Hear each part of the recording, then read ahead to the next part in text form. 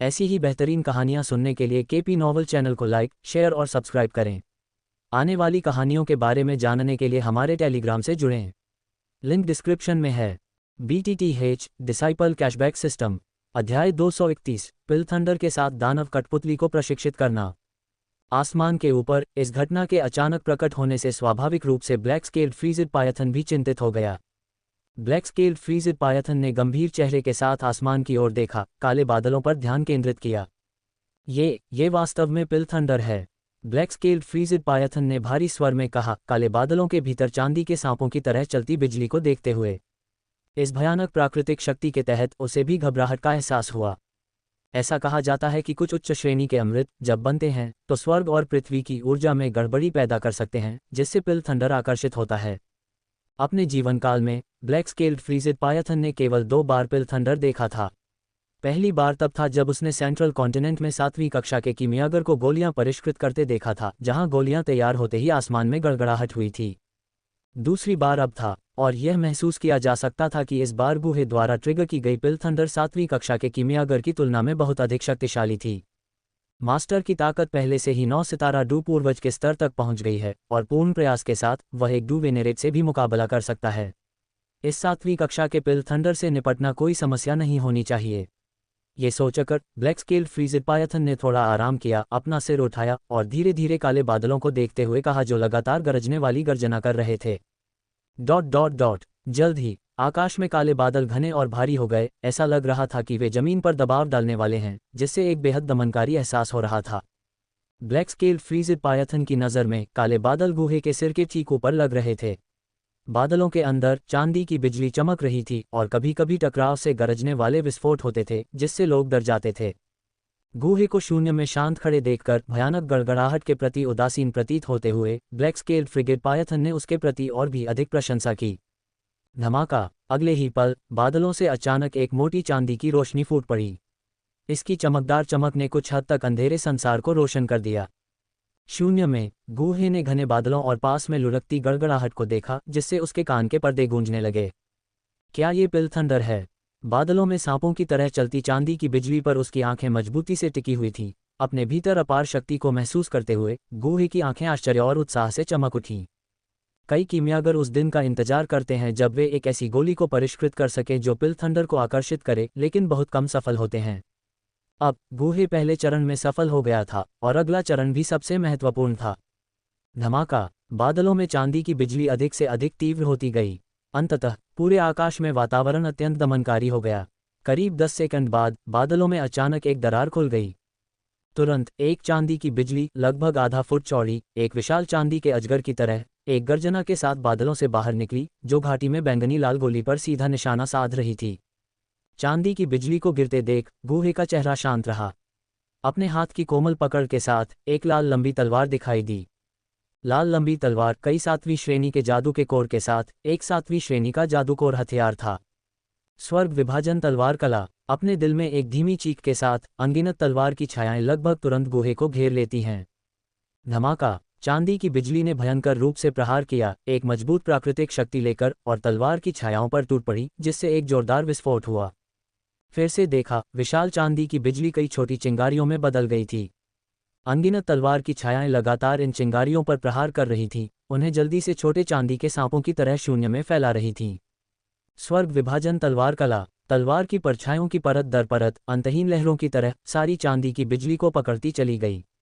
एक क्षण बाद एक धीमी चीख के साथ कई विशाल तलवार की रोशनी हिंसक रूप से एक दूसरे से टकराए और बाहर निकली, चांदी की बिजली को जोर से मारा और उसे चीर दिया। स्वर्ग विभाजन तलवार कला के साथ भयंकर गड़गड़ाहट को चीरने के बाद गुहे ने एक गहरी सांस ली, अपने कुछ सुन्न हाथ को पकड़ लिया, फिर लंबी तलवार को आकाश की ओर पकड़ते हुए अपना सिर उठाया और चिल्लाया, जारी रखें। मानो गुहे की चुनौती से उत्तेजित होकर काले बादल और भी हिंसक रूप से गिर पड़े। कुछ क्षण बाद एक चटकने वाली आवाज के साथ एक चांदी की बिजली का बोल्ट, जो पहले वाले से 2 गुना शक्तिशाली था, बादलों से फिर से निकला। हा! आसमान में फैली चांदी की बिजली को उत्साह से देखते हुए गुहे जोर से हंसे और जल्दी से हाथ की मुहरें बनाईं। सिंदूर पक्षी की मुहर, मेरे लिए तोड़ो। एक चीख के साथ एक विशाल सिंदूर पक्षी प्रेत जल्दी से गुहे के चारों ओर जमा हो गया।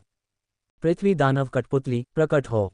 तभी गूहे अचानक जोर से हंसने लगा। उसके बाद एक चांदी की छाया उसके सामने प्रकट हुई, जो सीधे एक शक्तिशाली मुक्का मारकर गरजने वाले हमले का सामना कर रही थी। जैसे ही मुक्का मारा गया, शून्य कांप उठा और चांदी की रोशनी फूट पड़ी। गड़गड़ाहट तुरंत टूट गई। एक पल के लिए पूरा आकाश शांत हो गया। घाटी में, अब शून्य में, ब्लैक स्केल्ड फ्रीज़िड पायथन ने सदमे की एक झलक दिखाई, जो क्षण भर के लिए भयभीत हो गया। चांदी की आकृति के अचानक प्रकट होने से ब्लैक स्केल्ड फ्रीज़िड पायथन का ध्यान तुरंत आकर्षित हुआ। इतनी शक्तिशाली चांदी की बिजली को एक मुक्का मारकर चकनाचूर करना शायद एक नियमित 5 या 6 सितारा डू पूर्वज के लिए भी मुश्किल होगा। खामोशी के बीच ब्लैक स्केल्ड फ्रीज़िड पायथन ने जल्दी से अपने होश संभाले। उसकी निगाहें बिजली के बीच चमकती हुई चांदी की रोशनी से चमकती हुई आकृति पर टिकी हुई थीं। कुछ क्षण बाद ब्लैक स्केल्ड फ्रिगेट पायथन ने अपनी भौहें सिकोड़ लीं, क्योंकि उसे एहसास हुआ कि वह आकृति की आभा को महसूस नहीं कर सकता। वह केवल एक अत्यंत शक्तिशाली गति को ही महसूस कर सकता था। हालांकि ये गति हालांकि मजबूत थी, कुछ हद तक कठोर महसूस हुई, जैसे कि इसमें बुद्धि की कमी थी। ब्लैक स्केल्ड फ्रिगेट पायथन ने चांदी की आकृति को ध्यान से देखा और एक पल के बाद एक गहरी सांस ली और धीरे से कहा, क्या ये तथाकथित पृथ्वी दानव कठपुतली है जिसे मास्टर ने तैयार किया है? इतना दुर्जय। इसकी आभा को देखते हुए ये कठपुतली कम से कम 9 सितारा डू पूर्वज के स्तर के आसपास होनी चाहिए। इस पहले से ही कमजोर हो चुके पिल थंडर से निपटना कोई समस्या नहीं होनी चाहिए, ब्लैक स्केल्ड फ्रिगेट पायथन ने सोचा। इस बीच गूहे अपने शरीर के भीतर थंडर पावर की अराजक गति को महसूस करते हुए अपने मुंह को हिलाए बिना नहीं रह सका। यह शापित ऊर्जा उसकी लड़ने की भावना के संपर्क के दौरान उसके शरीर में प्रवेश कर गई थी, लेकिन सौभाग्य से उसके जीवन की दिव्य अग्नि की सुरक्षा ने किसी भी गंभीर क्षति को रोक दिया। हालांकि वज्र शक्ति के लकवाग्रस्त प्रभाव ने गूहे को पूरी तरह से कमजोर महसूस कराया, यहाँ तक कि उसकी लड़ने की भावना का संचार भी बहुत सुस्त हो गया था। अगले ही पल गूहे ने खुद को बैठने की स्थिति में मजबूर किया। उसका थोड़ा पीला चेहरा आसमान में काले बादलों को देख रहा था। चांदी की रोशनी और गड़गड़ाहट के साथ चमकते बादल गूंज उठे और फैल गए, जिससे दिलों में धड़कन बढ़ गई। पिल थंडर का ये दौर लगभग खत्म हो जाना चाहिए, है न? बस कुछ और दौर और मैं इसे आसानी से पूरा कर पाऊंगा। ये सोचते हुए गूहे ने धीरे से अपनी हथेली खोली, जहां बिजली के नीचे एक अंगूठे के आकार की बैंगनी लाल गोली चमक रही थी, जिसमें जबरदस्त मात्रा में ऊर्जा थी। बूम! जैसे ही गूहे ने खुद से कहा, ऊपर के बादल फिर से मंथन करने लगे और गड़गड़ाहट की आवाज फूट पड़ी। ये फिर से आ गया। बादलों के भीतर तेजी से बढ़ती गड़गड़ाहट को महसूस करते हुए गूहे ने थोड़ा भौहें सिकोड़ी। क्रैक! एक विशाल चांदी की बिजली की चमक अचानक और चमकदार चमक में बादलों की बाधा को तोड़ते हुए दिन के समय की तरह कुछ धुंधली घाटी को रोशन कर दिया। इस चांदी की बिजली में निहित गड़गड़ाहट की शक्ति पहले से कहीं अधिक भयानक थी। ये पिल थंडर वास्तव में भयानक है, और यह केवल 7वीं कक्षा की गोली के लिए है। अगर यह 8वीं या 9वीं कक्षा के लिए भी होती, तो ऐसी पिल थंडर शायद स्वर्ग और पृथ्वी को नष्ट कर सकती थी, ब्लैक स्केल्ड फ्रीज़िड पायथन ने कहा, उस चांदी की बिजली को देखते हुए जो आकाश में चक्कर लगाती थी और फिर उल्का की भयंकरता के साथ पत्थर के मंच की ओर टूटती थी। ब्लैक स्केल्ड फ्रीज़िड पायथन की निगाह चांदी की बिजली पर टिकी हुई थी, जो उसके भीतर की भयानक शक्ति को महसूस कर रही थी। पृथ्वी दानव कठपुतली, जाओ! एक चमक में दिखाई देने वाली चांदी की बिजली को देखते हुए गूहे ने एक धीमी चीख निकाली। बूम! जैसे ही गूहे की चीख निकली, पृथ्वी दानव कठपुतली के घुटने थोड़े मुड़े और फिर एक धमाके के साथ वह एक रॉकेट की तरह उछला, उस प्रभाव बल के साथ चांदी की बिजली की ओर बढ़ा। पृथ्वी दानव कठपुतली को अभी भी इस तरह के सीधे दृष्टिकोण का चयन करते हुए देखकर ब्लैक स्केल्ड फ्रिगेट पायथन ने आश्चर्य से देखा। पृथ्वी दानव कठपुतली की गति के साथ ये लगभग पलक झपकते ही चांदी की बिजली के नीचे दिखाई दिया, फिर अपनी मुट्ठी को फिर से जकड़ लिया। एक ज्वलंत लाल ऊर्जा उसके जादुई कोर से बह रही थी, जल्दी से उसकी पूरी बांह को ढक रही थी, जिससे वह एक ज्वाला की तरह लग रही थी। बूम! पृथ्वी दानव कठपुतली की मुट्ठी ने बिना किसी हिचकिचाहट के फिर से वार किया। मुक्का मारने के साथ अंतरिक्ष में एक तेज ध्वनि बूम गूंज उठी। हवा की भयानक लहरें मुट्ठी से लहरों की तरह फैल गईं। थप थप! भयानक बल से भरी मुट्ठी सीधे चांदी की बिजली पर जा गिरी। उस पल में पूरी दुनिया जम गई और फिर एक विस्फोट जो आत्मा की गहराई में गूंजता हुआ आकाश में फैल गया। ब्लैक स्केल्ड फ्रिजिड पायथन की स्तब्ध निगाहों के सामने विशाल चांदी की बिजली धीरे धीरे ढह गई। इसके ढहने के क्षण में ब्लैक स्केल्ड फ्रिजिड पायथन ने मकड़ी के जाले जैसी जगह की दरारों को गौर से देखा, जहां पृथ्वी दानव कठपुतली की मुट्ठी लगी थी। अनजाने में सदमे में हाँफने लगा। जैसे ही चांदी की बिजली ढह गई, पृथ्वी दानव कठपुतली का शरीर भी विशाल बल द्वारा आकाश से नीचे गिर गया, अंततः एक झटके के साथ घाटी में गिर गया जिसने जमीन को हिला दिया। अगले ही पल पृथ्वी दानव कठपुतली का चमकता हुआ चांदी का शरीर फिर से उड़ गया, पत्थर के मंच के ऊपर मंडराते हुए गुहे के सामने रक्षा की एक मानव दीवार बना रहा था। अध्याय 232 सम्राट दाव गोली लेना। सफलता। सौभाग्य से मैंने टिके रहने का प्रयास किया। शक्तिशाली स्वर्गीय संकट को पृथ्वी दानव कठपुतली द्वारा सफलतापूर्वक अवरुद्ध होते देख गुहे राहत महसूस करते हुए मुस्कुराए बिना नहीं रह सके। फिर गुहे की नज़र पृथ्वी दानव कठपुतली पर गई और उनके चेहरे पर आश्चर्य दिखाई दिया। उनके सामने पृथ्वी दानव कठपुतली अब सिर से पैर तक चमकदार चांदी की रोशनी में ढकी हुई थी। हालांकि करीब से निरीक्षण करने पर कोई देख सकता था कि इस चमकदार चांदी की रोशनी के नीचे बिजली की चमक थी। अपनी आंखों में संदेह के भाव के साथ गुहे पृथ्वी दानव कठपुतली के करीब पहुंचे, उसे छूने के लिए आगे बढ़े और तुरंत एक ठंडी सनसनी महसूस की। उस पर चमकती चांदी की रोशनी बेहद शुद्ध लग रही थी। गुहे को बहुत अच्छी तरह से याद था कि जब उन्होंने इसे शुरू में तैयार किया था तो पृथ्वी दानव कठपुतली पर कुछ स्पष्ट दाग लग रहे थे। उन्होंने अनुमान लगाया कि ये दोष अशुद्धियां थीं जो पृथ्वी दानव कठपुतली के भीतर पूरी तरह से शुद्ध नहीं हुई थीं। अब ये स्पष्ट दोष पूरी तरह से गायब हो गए थे, पीछे शुद्ध चांदी की रोशनी छोड़ गए थे। ऐसा लगता है कि पहले से शक्तिशाली वज्र बल पृथ्वी दानव कठपुतली पर हमला करते समय इसके लिए एक शोधन के रूप में भी काम करता था। मुझे पता नहीं था इसने पृथ्वी दानव कठपुतली के अंदर की अशुद्धियों को पूरी तरह से शुद्ध कर दिया। अपने सामने पृथ्वी दानव कठपुतली को देखते हुए गुहे को आकाशीय दानव कठपुतली गुप्त तकनीक से कुछ जानकारी याद आई। राक्षस कठपुतलियों का शोधन रंग शुद्धता के आधार पर वर्गीकृत किया गया था और रंग जितना शुद्ध होगा कठपुतली की शक्ति उतनी ही मजबूत होगी। यदि एक ही स्तर के भीतर ग्रेड होते तो पृथ्वी दानव कठपुतली जब शुरू में तैयार की जाती तो अधिकतम एक मध्य स्तर की कठपुतली हो सकती थी, लेकिन अब वज्र की शक्ति से संयमित होने के बाद ये धीरे धीरे एक उच्च स्तर की ओर बढ़ रही थी।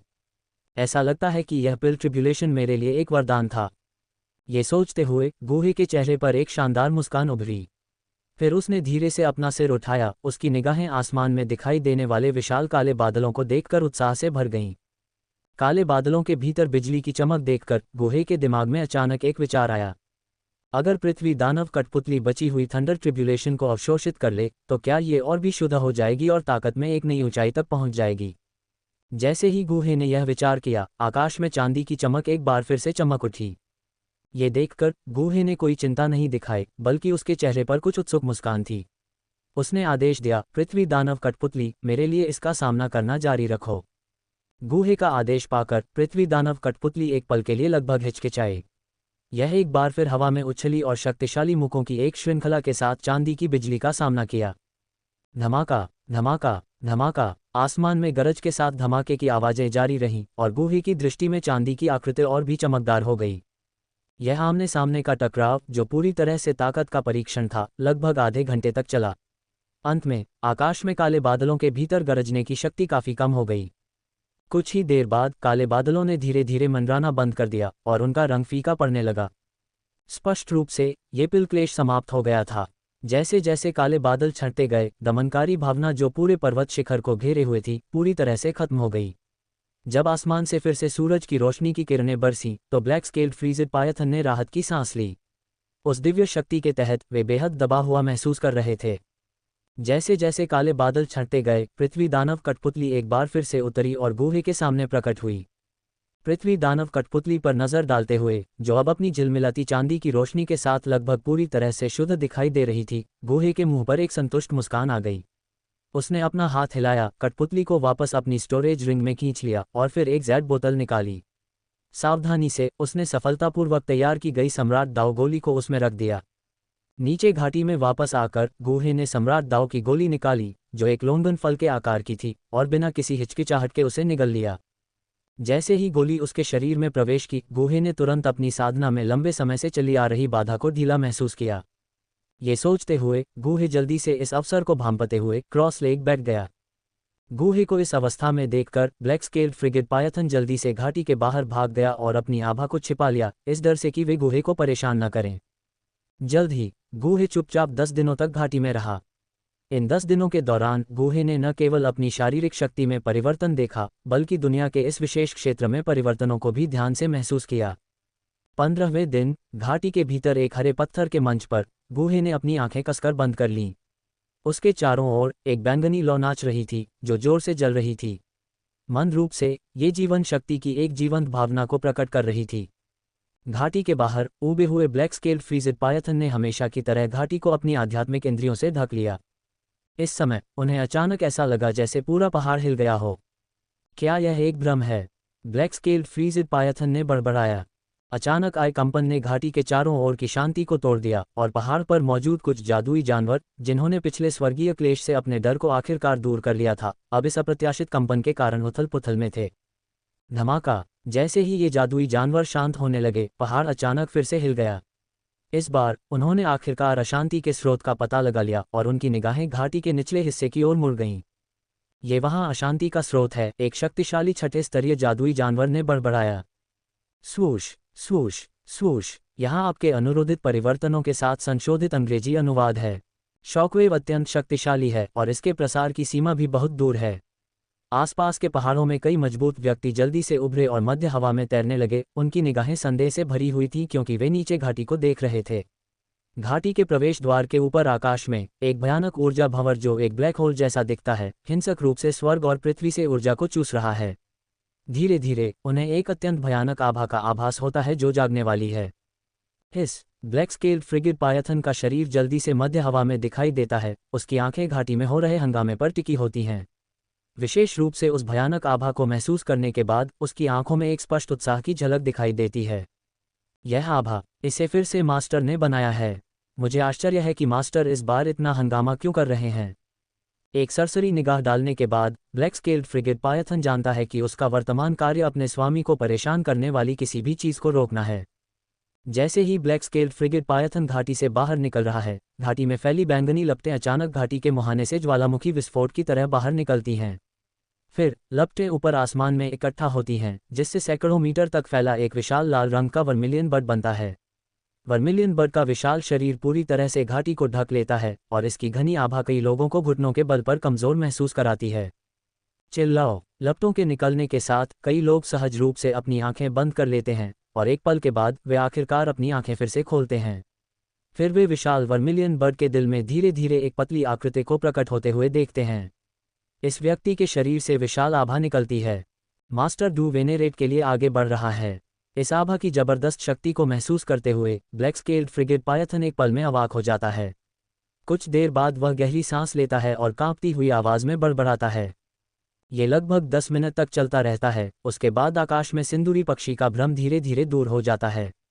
जैसे जैसे सिंदूरी पक्षी गायब होता जाता है, भयानक दबाव तेजी से कम होता जाता है। आकाश में आकृति भी स्पष्ट हो जाती है और अंततः आसपास के दानव जानवर और मानव विशेषज्ञों की आंखों में पूरी तरह से दिखाई देती है। आकाश में पतला आकृति आलसी ढंग से खींचती है और उसके शरीर की त्वचा हिलने लगती है, जैसे कि उसकी हड्डियों के भीतर जटिल मशीनरी सक्रिय हो गई हो, जिससे हड्डियों के एक दूसरे से रगड़ने की तीखी आवाजें निकलती हैं। सांस छोड़ें। अपने शरीर के भीतर फैलती राहत की अपार भावना को महसूस करते हुए व्यक्ति के मुंह से गर्मी से भरी सांस निकलती है। तो यह एक डू वेनेरेट विशेषज्ञ की शक्ति है।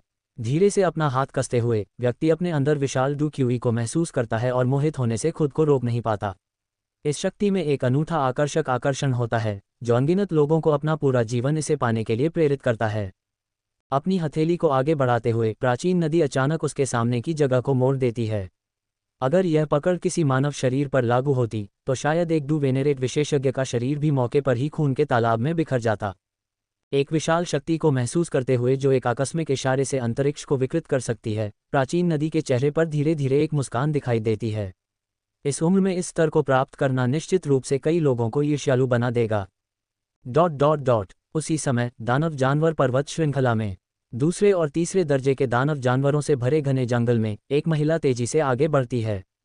महिला के हाथ में एक लंबी तलवार है और उसकी हल्की नीली पोशाक उसके सुडौल शरीर से चिपकी हुई है, जो उसके कामुक फिगर को उजागर करती है। उसके 3000 हरे बालों की लंटें एक हरे रेशमी रिबन से लापरवाही से बंधी हुई हैं, जो उसके सुडौल नितंबों तक नीचे गिर रही हैं। दानव जानवर पर्वत श्रृंखला में लंबा समय बिताने के बाद नालन यानरान ने अपनी कुछ युवा मासूमियत खो दी है। इसके बजाय उसकी आंखें अब एक अधिक परिपक्व और बर्फीली सुंदरता को प्रकट करती हैं। इस समय कुछ ही दूरी पर आसमान में हरे पंखों से ढका एक उड़ता हुआ दानव जानवर तेजी से अपने पंख फड़फड़ाता है, बिजली की गति से नालन यानरान की ओर गोता लगाता है। इसकी तीखी और भयावह उपस्थिति को नकारा नहीं जा सकता। फिर से एक उड़ते हुए दानव जानवर द्वारा निशाना बनाया जा रहा है। इस बार यह एक दूसरे दर्जे का उड़ता हुआ दानव जानवर है, क्रिम्सन फेदर हॉक। नालन यानरान बुदबुदाती है। फिर वह अपना दाहिना हाथ घुमाती है और उसकी तलवार की धार से एक हल्की नीली चमक निकलती है। उसका शरीर स्थिर रहता है क्योंकि वह शांत भाव से क्रिम्सन फेदर हॉक को नीचे झपट्टा मारते हुए देखती है। चीख। एक तीखी चीख के साथ क्रिम्सन फेदर हॉक के लाल पंजे, जैसे कि स्टील से गड़े गए हों, लोहे की धार की तरह हवा में कट गए। इस महत्वपूर्ण क्षण में नालन यानरान अपना दाहिना पैर आधा कदम ऊपर उठाती है और शालीनता से चलना शुरू करती है। वह कुशलता से अपनी तलवार को महत्वपूर्ण बिंदु पर निशाना बनाती है और निर्णायक रूप से वार करती है। झंकार। सोने और लोहे की टक्कर की गूंज तब गूंजती है जब क्रिम्सन फेदर हॉक का विशाल शरीर पलट जाता है और दर्जनों मीटर दूर उड़ जाता है।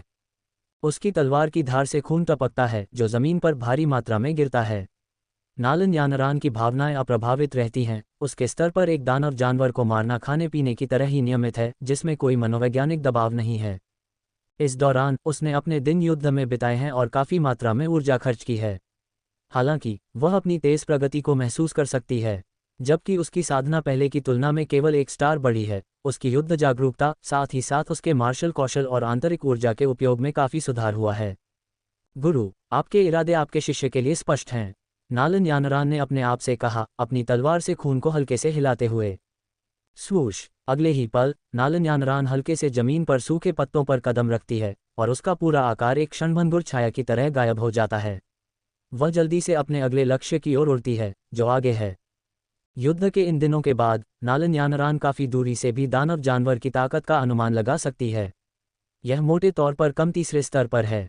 समान स्तर के प्राणियों में दानव जानवर अपने शक्तिशाली शरीर के कारण मनुष्यों की तुलना में थोड़े अधिक शक्तिशाली होते हैं। इसलिए इस समय नालन यानरान प्रत्याशा से भर गया है। घने जंगल में लहराती शाखाओं के बीच एक बहुत छोटा दानव जानवर जमीन पर रेंग रहा है। इसकी रक्तलाल आंखें सतर्कता से आसपास के वातावरण को स्कैन करती हैं और इसके तीखे नुकीले दांत एक अज्ञात दानव जानवर के कटे हुए अंग को कुतरते हैं, जिससे तीखी आवाज आती है। जैसे ही यह छोटा दानव जानवर अपने खाने का आनंद लेता है, एक विशाल और फुर्तीला आकृति ऊपर के पेड़ों की चोटी से आगे बढ़ती है। जैसे ही वह पास आती है, सहजता से आगे बढ़ती है। अपने विशाल शरीर के साथ ये कई मोटी लताओं से टकराता है, जिससे उनमें कई दरारें पड़ जाती हैं। ये फुर्तीला आकृति पेड़ की चोटी से जमीन पर गिरती है, अपने तीखे जबड़े खोलती है और छोटे दानव जानवर को बिना चबाए ही पूरा निगल जाती है। छींटे। जब विशाल आकृति एक विशाल चट्टान की तरह जमीन पर गिरती है तो खून के छींटे पड़ते हैं, जिससे दरारें फैल जाती हैं। इस समय नालन यानरान चुपचाप पेड़ की चोटी पर दिखाई देती है और ये दृश्य देखती है। वहां है भरने से खुद को रोक नहीं पाती। यहाँ जंगल का नियम स्पष्ट है, सबसे योग्य का अस्तित्व। नीचे झुककर नालन यानरान ध्यान से विशाल दानव जानवर को देखती है। यह एक बंदर जैसा राक्षस है जो उसके सामने आए अन्य वानरों से अधिक मजबूत है। ये 3 मीटर से अधिक की ऊंचाई पर खड़ा है और इसके शरीर पर हल्की लाल धारियां इसकी दुर्जय शक्ति को दर्शाती हैं। गोधूली सूर्यास्त में यह विशाल बंदर वहां खड़ा है, एक विशाल पर्वत जैसा, एक दमनकारी भावना दे रहा है। दसियों मीटर की दूरी से भी नालन यानरान विशाल बंदर से निकलने वाले खून की तेज गंध को महसूस कर सकती है। बहुत शक्तिशाली नालन यानरान आहे भरती है। इस दौरान उसने उसी रैंक के कई दानव जानवरों को मार डाला है, लेकिन उसे लगता है कि यह विशाल बंदर उसके सामने आए अन्य लोगों की तुलना में अधिक दुर्जय है। क्या मैं लड़ूं या नहीं? इस समय नालन यानरान हिचकिचाती है। जैसे ही वह अपने निर्णय पर विचार करती है, उसे अचानक एक ठंडी नज़र उस पर टिकी हुई महसूस होती है। वह ऊपर देखती है और विशालकाय बंदर की भयानक रक्तलाल पुतलियों से मिलती है। असहाय रूप से सिर हिलाते हुए नालन यानरान सोचती है, इस विशालकाय बंदर की धारणा आश्चर्यजनक रूप से संवेदनशील है। अब मैं इसका सामना केवल सीधे तौर पर कर सकती हूँ। नालन यानरान उठती है और आह भरती है। अध्याय 233 नालन यानरान का विकास। याओ लाओ की आशंका।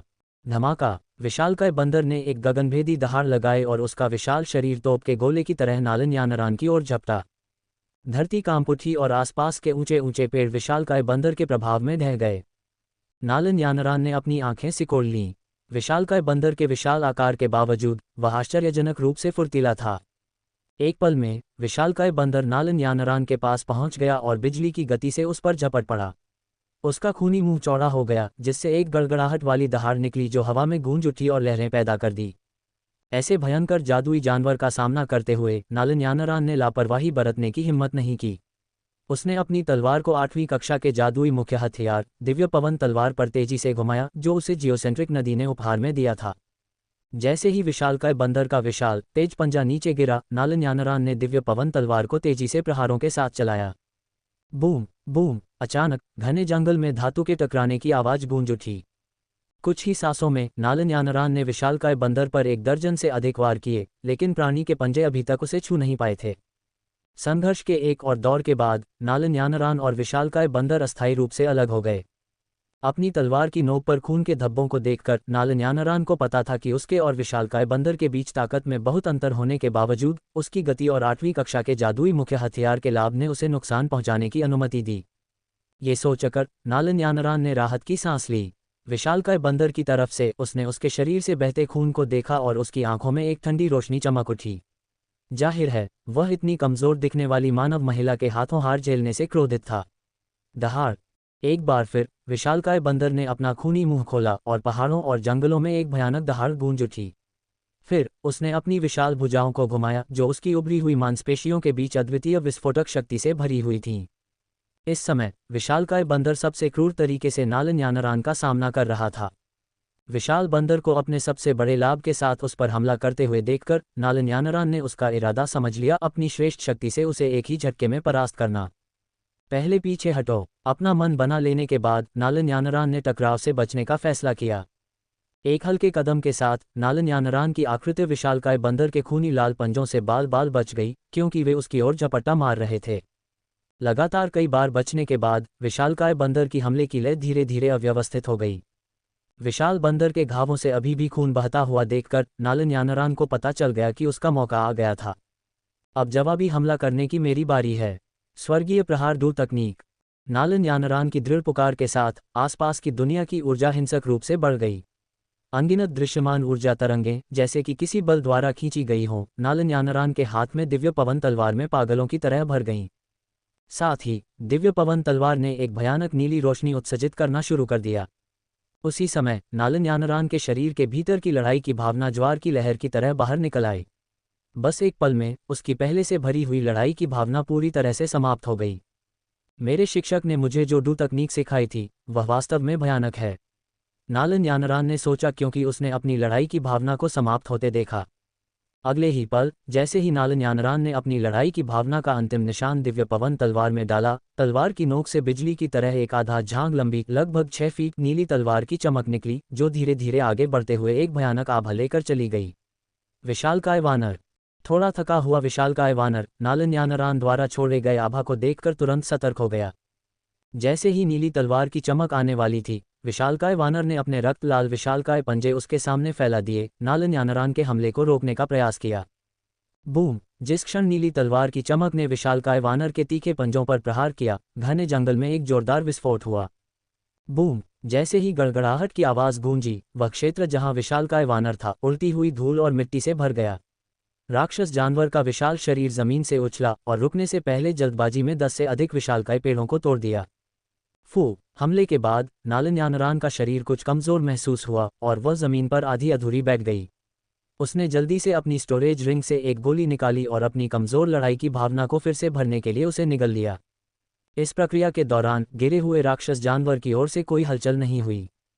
अपनी लड़ाई की भावना को पुनः प्राप्त करते हुए नालन यानरान धीरे से खड़ी हुई और हल्की सी आह भरते हुए बोली, इस लड़ाई ने मुझे मेरी सीमा तक धकेल दिया। मुझे अगली बार खुद को इस स्थिति में नहीं आने देना चाहिए। अपने मन में खुद को याद दिलाते हुए नालन यानरान ने अपनी नज़र राक्षस जानवर की लाश की ओर घुमाई। उसने राक्षस जानवर को कीचड़ में पड़ा देखा, जिसके उभरे हुए पंजों पर एक तेज घाव था और उसकी छाती में एक बड़ा खूनी छेद था। राक्षस जानवर को कुशलता से चीरने के बाद नालन यानरान उस क्षेत्र से चली गई और राक्षस जानवर पर्वत श्रृंखला में और भी गहराई तक चली गई। उसे पता नहीं था कि उसके ऊपर कुछ 100 मीटर की दूरी पर एक मामूली स्थानिक गड़बड़ी हुई थी और एक चांदी की रोशनी चमकी, जो अविश्वसनीय रूप से रहस्यमय लग रही थी। ... लगभग आधे घंटे बाद एक लंबा और सीधा युवा व्यक्ति उस स्थान पर दिखाई दिया जहां नालन यानरान ने अभी अभी राक्षस जानवर से लड़ाई की थी। ये ईमानदार युवक जियाओयान था, जो प्रशिक्षण के लिए दानव जानवर पर्वत श्रृंखला में प्रवेश कर गया था। गुरु, इन निशानों को देखते हुए युद्ध को बहुत पहले ही समाप्त हो जाना चाहिए था, और जिसने इस दानव जानवर को मारा है वह एक कुशल तलवारबाज है, जियाओयान ने अपनी अंगूठी के अंदर याओ लाओ से धीरे से कहा, जब वह दानव जानवर की लाश को देख रहा था। मुझे आश्चर्य है कि ये दानव जानवर किस स्तर का था। यह एक उच्च स्तरीय 3रे दर्जे का दानव जानवर था, जो 4थे दर्जे तक पहुंचने के कगार पर था। एक रग फटने वाला बंदर, याओ लाओ की शांत आवाज धीरे धीरे अंगूठी से आई। क्या? याओ लाओ के शब्दों को सुनकर जियाओ यान की पुतलियां अचानक सिकुड़ गईं और उसने अविश्वास में बड़बड़ाया, एक उच्च स्तरीय तीसरा दर्जे एक शिखर मानव डू मास्टर के बराबर है। दानव जानवर पर्वत श्रृंखला के बाहरी इलाके में होने और इस तरह के उच्च स्तरीय राक्षस जानवर का सामना करने का मतलब है कि जिस व्यक्ति ने इस रक्त फटने वाले बंदर को मार डाला है वह संभवतः द लिंक स्तर तक पहुंच गया है। बोलने के बाद जियाओ यान की आंखें उत्साह से चमक उठीं क्योंकि उसने राक्षस जानवर की लाश को देखा। उच्च स्तरीय तीसरे दर्जे के राक्षस जानवर की लाश संभवतः बहुत मूल्यवान होगी। ये सोचते हुए जियाओ यान ने एक नाजुक खंजर निकाला और धीरे धीरे आगे बढ़ा। इस समय रिंग के अंदर याओ लाओ की भौहें सिकुड़ गईं। अपनी शक्तिशाली आत्मा शक्ति के साथ याओ लाओ ने पहले ही क्षेत्र में नालन यानरान की अवशिष्ट आभा को महसूस कर लिया था।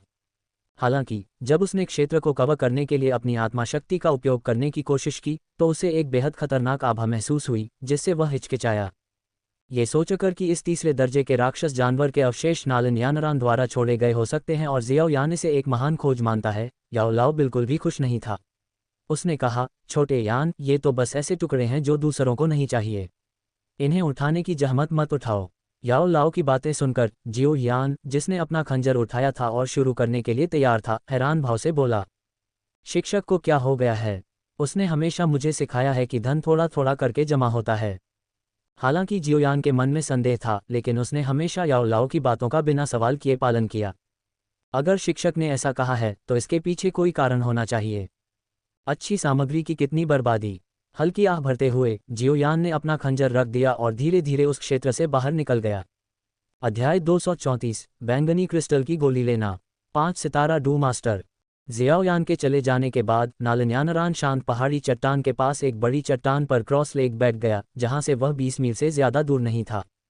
शिक्षक द्वारा व्यक्तिगत रूप से तैयार किया गया एक अमृत, मुझे आशा है कि यह मेरी ताकत को बढ़ाने में मेरी मदद कर सकता है, उसने खुद से कहा और अपनी स्टोरेज रिंग से एक बैंगनी गोली निकाली। ये बैंगनी गोली बैंगनी क्रिस्टल की गोली थी जिसे गुहे ने व्यक्तिगत रूप से परिष्कृत किया था। बैंगनी क्रिस्टल की गोली के उत्पादन में इस्तेमाल की जाने वाली मुख्य सामग्री बैंगनी स्पिरिट क्रिस्टल थी, जिसे गुहे ने बैंगनी क्रिस्टल पंखों वाले शेर राजा की मान से प्राप्त किया था। बैंगनी स्पिरिट क्रिस्टल एक दुर्लभ और कीमती खजाना था जिसे बैंगनी क्रिस्टल पंखों वाले शेर राजा को संघनित करने में 20 साल लगे। इसलिए इस बैंगनी क्रिस्टल की गोली की गुणवत्ता पहले से ही 5वीं श्रेणी के अमृत के बराबर थी। इस बैंगनी क्रिस्टल की गोली का उद्देश्य किसी ऐसे व्यक्ति की ताकत को तुरंत बढ़ाना था जो अभी अभी डू ग्रैंड मास्टर क्षेत्र में प्रवेश कर रहा था, जिससे उसे 3 सितारे की ताकत मिल गई। प्रत्याशा की भावना के साथ नलन यानरान ने संकोच नहीं किया और सीधे अपने हाथ में बैंगनी क्रिस्टल की गोली को एक घूंट में निगलने से पहले उसे चुटकी में पकड़ लिया। उसके मुंह में प्रवेश करते ही बैंगनी क्रिस्टल की गोली तुरंत घुल गई और एक ऊर्जा में बदल गई जो नलन यानरान के पेट में प्रवाहित हुई। जैसे ही औषधीय ऊर्जा उसके पेट में प्रवेश करती है, नलन यानरान स्पष्ट रूप से जलन को धीरे धीरे तेज होते हुए महसूस कर सकती है। इसे महसूस करते हुए नलन यानरान ने लापरवाही करने की हिम्मत नहीं की और औषधीय ऊर्जा को परिष्कृत करने के लिए अपनी साधना तकनीक को जल्दी से संचालित किया। जैसे ही औषधीय ऊर्जा उसके शरीर से प्रवाहित हुई, आसपास की प्राकृतिक ऊर्जा हिंसक रूप से उतार चढ़ाव करने लगी। ऊर्जा की दृश्यमान लहरें उसके शरीर से तरंगों में फैल गईं। उसकी लंबी स्कर्ट बिना हवा के अपने आप बह गई और उसके कुछ गंभीर चेहरे पर एक हल्की बैंगनी चमक दिखाई दी। जैसे जैसे आसपास की प्राकृतिक ऊर्जा नालन यानरान के शरीर में प्रवेश करती गई, उसकी आभा धीरे धीरे बढ़ने लगी। बस कुछ ही सांसों में वह 2 सितारा डू मास्टर से 3 सितारा डू मास्टर बन गई थी। और यह सफलता की प्रक्रिया अभी भी जारी थी। 4 सितारा डू मास्टर, 5 सितारा डू मास्टर। नालन यानरान ने कभी नहीं सोचा था कि एक ही अमृत की शक्ति उसे डू मास्टर क्षेत्र में 3 स्तरों को पार करने की अनुमति दे सकती है। ओह! एक गहरी सांस लेने के बाद नालन यानरान उस बड़ी चट्टान से उठ खड़ी हुई जहां वह बैठी थी। वह अपने पीछे पहाड़ की दीवार की ओर मुड़ी और अपनी तलवार को जोर से घुमाया। तुरंत चट्टानें टूट गईं और पहाड़ की दीवार पर कई मीटर लंबी एक बड़ी दरार दिखाई दी। एक ही वार से उसने जो शक्ति सहजता से प्रकट की थी, उसे देखकर नालन यानरान का इस प्रशिक्षण के परिणाम पर विश्वास और भी बढ़ गया। इस समय टैगोर रेगिस्तान में, विशाल रेगिस्तान में जहां रेत और हवा का प्रकोप था, एक युवक किमियागर की पोशाक पहने हवा और रेत के विपरीत चल रहा था। उसके पीछे छोड़े गए पैरों के निशान धीरे धीरे उड़ती रेत से ढक गए। युवक के पीछे एक विशाल प्राणी करीब से चल रहा था। करीब से देखने पर यह बैंगनी क्रिस्टल में ढका एक राक्षस जानवर था जो शेर जैसा दिख रहा था। यदि अक्सर दानव जानवर पर्वत श्रृंखला में घूमने वाले भाड़े के सैनिक इस राक्षस जानवर को देखते तो निस्संदेह वे चौंक कर कहते, बैंगनी क्रिस्टल पंखों वाला शेर राजा। हालांकि बैंगनी क्रिस्टल पंखों वाले शेर राजा की तुलना में ये राक्षस जानवर स्पष्ट रूप से छोटा था। अधिक से अधिक इसे बैंगनी क्रिस्टल पंखों वाला शेर राजा शावक माना जा सकता था। ये बैंगनी क्रिस्टल पंखों वाला शेर राजा शावक युवक के पीछे करीब से चल रहा था। कभी कभी रेगिस्तान की जमीन को सूंघने के लिए अपना सिर नीचे करता था और कभी कभी एक निश्चित दिशा में सतर्कता से देखता और धीमी गड़गड़ाहट करता था। इस दृश्य ने निस्संदेह दोनों के बीच के रिश्ते को उजागर किया। बैंगनी क्रिस्टल पंखों वाला शेर राजा शावक युवक का पालतू था। इस तपते रेगिस्तान में सवारी करने के बजाय पैदल चलना एक असामान्य निर्णय था जिसने लोगों को हैरान कर दिया। क्या हमें अब स्टोन डेजर्ट सिटी के करीब होना चाहिए? अचानक युवक ने अपने स्टोरेज रिंग से चर्मपत्र का एक स्क्रॉल निकाला और ध्यान से उसकी जांच की। धीरे से बड़बड़ाया। ये युवक कोई और नहीं बल्कि लियू लिंग था, जो आधे महीने से अधिक समय से टैगोर रेगिस्तान में था। उसने अपने चेहरे पर पसीने को छूने के लिए हाथ बढ़ाया, जो बारिश की बूंदों जैसा था। लियू लिंग गर्म सांस छोड़ने से खुद को रोक नहीं सका। टैगोर रेगिस्तान का वातावरण निस्संदेह उसकी अपेक्षा से अधिक कठोर था। चिलचिलाती धूप में पैरों के नीचे की रेत लगभग लोहे के छोटे छर्रों जितनी गर्म थी, जिससे उसके होठों पर हर कदम कष्टदायक हो रहा था। चलते समय रेत के तूफान जो सामने से आए, बारीक रेत के साथ मिल गए, उसके चेहरे पर टकराए, जिससे थोड़ी असुविधा हुई। इसने लियू लिंग को लगातार अपने डूक्यू को सक्रिय करने और अपने चेहरे पर एक हल्की डूक्यू झिल्ली बनाने के लिए मजबूर किया ताकि उसका चेहरा रेत के तूफान से क्षतिग्रस्त न हो। हालांकि रेगिस्तान के कठोर वातावरण के बावजूद लियू लिंग ने प्रचुर मात्रा में अग्निगुण ऊर्जा में सांत्वना पाई। शायद सूरज के लगातार संपर्क के कारण यहाँ अग्निगुण ऊर्जा की सांद्रता यूनलान संप्रदाय जैसे प्रसिद्ध साधना स्थलों से भी अधिक महत्वपूर्ण थी। इसके अलावा यह अग्निगुण ऊर्जा विशेष रूप से शुद्ध और प्रमुख थी, जिससे लियू लिंग के लिए अपने अग्निगुण डूक्यू का अभ्यास करना बेहद उपयुक्त था। टैगोर रेगिस्तान में चिलचिलाती धूप में लियू लिंग स्पष्ट रूप से महसूस कर सकता था कि उसके शरीर में बहने वाली अग्निगुण डूक्यू सामान्य से अधिक सक्रिय और हर्षित थी। लगभग 100 मीटर चलने के बाद लियू लिंग ने अपने माथे से पसीना पोंछा, अपने सूखे होठों को चाटा और अपनी भंडारण अंगूठी से पानी की एक बोतल निकाली। राहत की सांस लेने से पहले उसने कुछ घूंट पिया और एक कड़वी मुस्कान के साथ कहा, रेगिस्तान में पैदल अभ्यास करते हुए, गुरु, आपने वास्तव में मेरे लिए एक बढ़िया जगह चुनी है। पिछले आधे महीने से लियू लिंग ने गुहे के निर्देशों का पालन किया था। टैगोर रेगिस्तान में प्रवेश करने के बाद से उसने परिवहन के लिए बैंगनी क्रिस्टल पंखों वाले शेर राजा शावक की सवारी नहीं की थी। इसके बजाय उसने पूरे रास्ते पैदल चलना चुना। आधे महीने तक सूरज के तीव्र संपर्क ने लियू लिंग की गोरी त्वचा को गहरे कांस्य में बदल दिया था। किसी बाहरी व्यक्ति को तपते रेगिस्तान में चलना एक बेहद मूर्खतापूर्ण विकल्प लग सकता है। हालांकि लियू लिंग के दिल में वह संतुष्ट महसूस करता था। इस तरह की भावना कड़वी मीठी थी। हालांकि यह कठिन था, वह अपने शरीर के भीतर अपने साधना स्तर के विकास को स्पष्ट रूप से महसूस कर सकता था और लियू लिंग इससे संतुष्ट था। इस समय जियाओ यिक्सियन और नालान यानरान के प्रशिक्षण कार्यों के विचार लियू लिंग के दिमाग में कौंधे। जियामा का साम्राज्य, दानव जानवर पर्वत श्रृंखला, ये दोनों स्थान खतरे, जीवन धमकाने वाली चुनौतियों से भरे हुए थे। उन दोनों की तुलना में लियू लिंग का प्रशिक्षण कार्य निस्संदेह अधिक सुरक्षित था। उसे बस थोड़ी कठिनाई का सामना करना पड़ रहा था, डरने की कोई बात नहीं थी। जब वह चला गया तो गुहे के निर्देशों के बारे में सोचते हुए लियू लिंग की आंखों में एक दृढ़ नज़र दिखाई दी। आगे बढ़ते रहो, मास्टर सही कह रहे हैं। अग्निगुण डूक्यूई के अभ्यासियों के लिए इस रेगिस्तान में चलना भी एक तरह की साधना है। एक मौन प्रोत्साहन के साथ लियू लिंग ने अपना सिर उठाया और रेगिस्तान के आसमान में चिलचिलाती धूप को देखा। उसने अपने होंठ चाटे और बुदबुदाया। अध्याय 235, पीली रेत में युवा।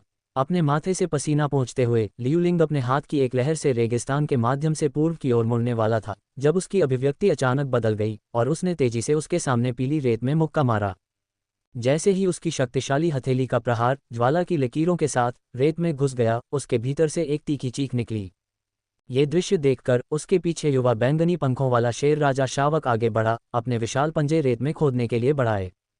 अगले ही पल एक राक्षस जानवर को युवा बैंगनी पंखों वाले शेर राजा शावक के पंजे में जकड़ लिया गया और रेत से बाहर निकाला गया। गहरे लाल खून का एक तालाब पीली रेत की सतह पर रिसने लगा। लियू लिंग ने उदासीन निगाह से उस राक्षस जानवर को देखा जो अपनी जीवन शक्ति खो चुका था। इस प्रकार का राक्षस जानवर, जिसे मैजिक स्कॉर्पियन के रूप में जाना जाता है, केवल रेगिस्तान में पाया जा सकता है। ये जीव अक्सर रेत के भीतर छिपकर बेखबर शिकार के अपने ऊपर कदम रखने का इंतजार करते हैं और फिर हमला करके अपना जहर छोड़ते हैं।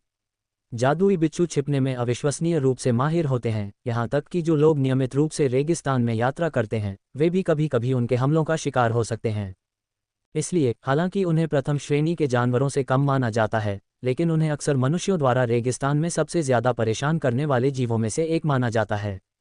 हालांकि जादुई बिच्छू खुद को छिपाने में चाहे कितने भी कुशल क्यों न हो, लियू लिंग की नज़र में जिनके पास असाधारण आत्मा की धारणा है, वे अंधेरी रात में चमकते हुए जुगनू की तरह हैं। उनके खिलाफ छिपकर हमला करना लगभग असंभव है। क्रैक, युवा बैंगनी पंखों वाला शेर राजा शावक जादुई बिच्छू की लाश को पकड़े हुए सीधे उसे अपने मुंह में ठूंसता है, जिससे एक डरावनी चबाने वाली आवाज निकलती है। लियू लिंग ने युवा बैंगनी पंखों वाले शेर राजा शावक पर कुछ अजीब नजर डाली। क्या उसे जहर दिए जाने का डर नहीं है? इस रेगिस्तान में मौजूद कई राक्षस जानवरों में घातक विष होते हैं। जब युवा बैंगनी पंखों वाला शेर राजा शावक अपना भोजन समाप्त कर लेता है तो लियू लिंग उठता है और रेगिस्तान के पूर्वी हिस्से की ओर धीरे धीरे चलना शुरू कर देता है। उसके कदम थोड़े भारी होते हैं। वह ये सोचने से खुद को रोक नहीं पाता कि रेगिस्तान में प्रशिक्षण उसकी अपेक्षा से कहीं अधिक नीरस था। इसके अलावा ये लियू लिंग का प्रशिक्षण के लिए घर से बाहर निकलने का पहला मौका था। हर रात वह चुपचाप आसमान में चमकते चांद को देखता रहता, विचारों में खोया रहता। जब वह यूनलान संप्रदाय के भीतर प्रशिक्षण ले रहा था तो उसे इतना अकेलापन महसूस नहीं होता था। लेकिन इस विशाल रेगिस्तान में जहां रेत के तूफान के अलावा कुछ भी नजर नहीं आता था, अकेलेपन की वीरान भावना कुछ असहनीय थी। यहां तक कि राक्षस जानवर की छाया भी नहीं दिखाई देती थी। आधे महीने की पैदल यात्रा के बाद आखिरकार लियू लिंग टैगोर रेगिस्तान में पहुंच गया। इस समय लियू लिंग ने केवल घुटनों तक की शॉर्ट्स पहनी हुई थी। उसका ऊपरी शरीर पूरी तरह से नंगा था। टैगोर रेगिस्तान की गहराई में जहां मानव उपस्थिति दुर्लभ है, उसे अपनी उपस्थिति के बारे में शर्मिंदगी महसूस नहीं हुई।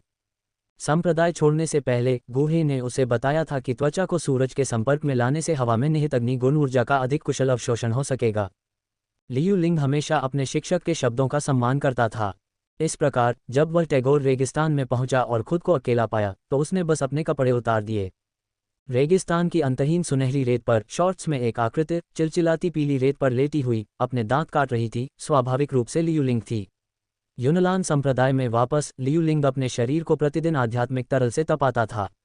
अब गर्म रेत पर लेटे हुए वह मुश्किल से इसे झेल सकता था। थोड़ी देर रेत में लेटे रहने के बाद लियू लिंग ने अपनी स्टोरेज रिंग से लाल तरल से भरी एक छोटी जेड बोतल निकाली।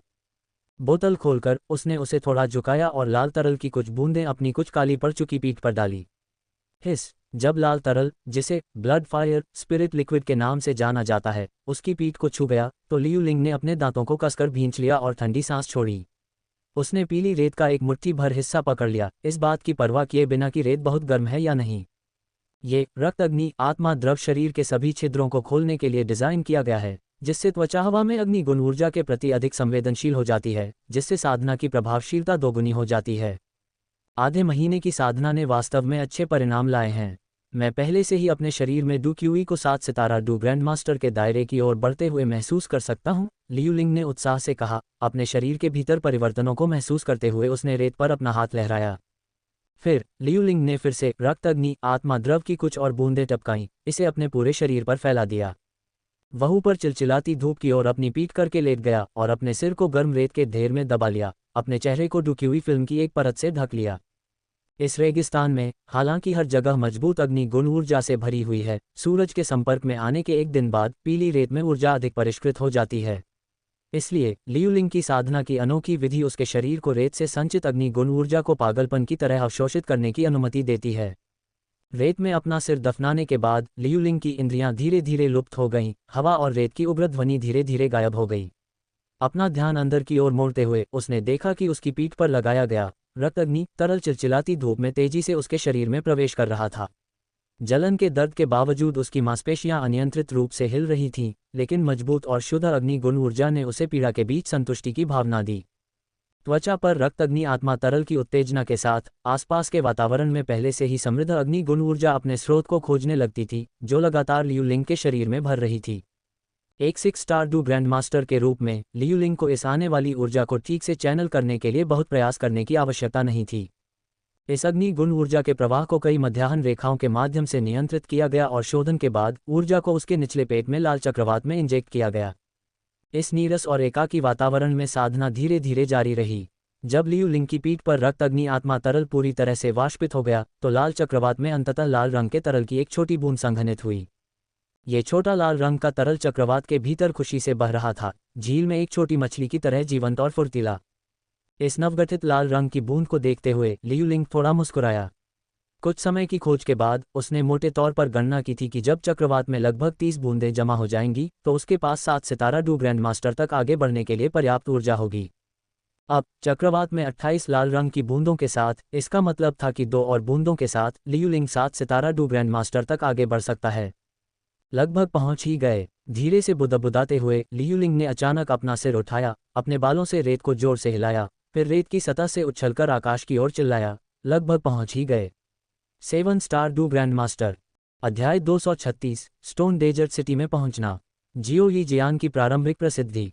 पलक झपकते ही 3 दिन बीत गए और लियूलिंग अब तपती पीली रेत पर नंगे पैर चल रहा था। सुनहरी रेत वाला विशाल रेगिस्तान यहाँ की प्रमुख विशेषता थी। रेत लेकर चलने वाली तेज हवाएं जमीन पर बह रही थीं और एक निरंतर कोलाहल पैदा कर रही थीं। आसमान से चमकता हुआ सूरज नीचे की ओर बरस रहा था, जो नीचे की जमीन को गर्म कर रहा था और एक दमघोंटू गर्मी पैदा कर रहा था। बढ़ती गर्मी के कारण हवा में चमक आ रही थी, जिससे दृश्य विकृत और धुंधला हो रहा था। आमतौर पर ऐसी कठोर परिस्थितियों में कोई भी व्यक्ति शायद ही सहज महसूस कर पाता, फिर भी लियूलिंग इस जमीन पर नंगे पैर चल रहा था। जब तक उसका शरीर पीली रेत के संपर्क में था, लियूलिंग अपने भीतर अग्निगुण डू क्यूई को और अधिक जीवंत होते हुए महसूस कर सकता था। 3 दिनों की कठोर साधना के बाद लियूलिंग एक 7 सितारा डू ग्रैंडमास्टर के दायरे में पहुंच गया था। कल मैंने गलती से डू ग्रैंडमास्टर को डू मास्टर लिख दिया, कृपया मुझे माफ करें। इस समय लियूलिंग नंगे सीने रेत के टीले पर खड़ा था, अपने हाथ में एक नक्शा देखकर भौहें सिकोड़ रहा था। आधे महीने से ज्यादा समय पहले टैगोर रेगिस्तान में प्रवेश करने के बाद लियूलिंग अब नक्शे पर चिन्हित स्टोन डेजर्ट सिटी के स्थान के करीब पहुंच रहा था। आगे देखते हुए वह टैगोर रेगिस्तान के पूर्वी छोर पर एक विशाल शहर की रूपरेखा को धुंधला धुंधला देख सकता था। स्टोन डेजर्ट सिटी को कुछ ही दूरी पर देखकर लियूलिंग ने एक लंबी सांस ली, उसके चेहरे पर मुस्कान आ गई। आधे महीने से ज्यादा समय तक रेगिस्तान में कठिन साधना और यात्रा करने के बाद वह स्वाभाविक रूप से थका हुआ था। आराम करने के लिए एक जगह की संभावना ने उसे स्वाभाविक रूप से उत्साहित किया। खुद को सिर हिलाते हुए लियूलिंग ने अपनी स्टोरेज रिंग से एक सफ़ेद लबादा निकाला और उसे पहन लिया। लबादे पर एक प्राचीन कड़ाही का प्रतीक था, जिस पर 3 चांदी की लहरें सावधानी से उकेरी गई थीं। बेहतरीन ढंग से तैयार की गई किमियागर पोशाक को थपथपाते हुए लियूलिंग धूल भरे शहर की ओर बढ़ा, जो अब नज़दीक ही था। जैसे जैसे वह शहर के पास पहुंचा, उसके आसपास लोगों की संख्या बढ़ती गई। ज्यादातर पुरुष बिना शर्ट के और गहरे रंग की त्वचा वाले, एक नज़र में ही मजबूत और हृष्ट-पुष्ट लग रहे थे। कभी कभार गुजरने वाली महिलाएं अपने थोड़े गहरे रंग के बावजूद एक तरह की सेक्सी कांस्य रंगत लिए हुए थीं। उनके टाइट चमड़े के कपड़े मुश्किल से उनकी छाती और थोड़ा नीचे तक ढके हुए थे, उनकी पतली कमर बेधड़क दिख रही थी। उनके लंबे लचीले पैर सिर्फ छोटी स्कर्ट या शॉर्ट्स से ढके हुए थे, जो चलते समय एक आकर्षण पैदा कर रहे थे। साथ साथ चलते हुए लियूलिंग ने नज़ारे का आनंद लिया, अपने होठों को चाटा और अब विस्तार से दिखाई देने वाले पीले शहर को देखा। शहर के दरवाजे के ऊपर दीवार पर 3 बड़े हल्के लाल अक्षर उकेरे गए थे, जो दूर से एक हल्की खूनी आभा बिखेर रहे थे।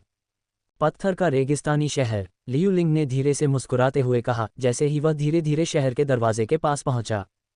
शहर के गेट पर 1 दर्जन बख्तरबंद सैनिक भाले पकड़े हुए राहगीरों से प्रवेश कर का भुगतान करने के लिए चिल्ला रहे थे।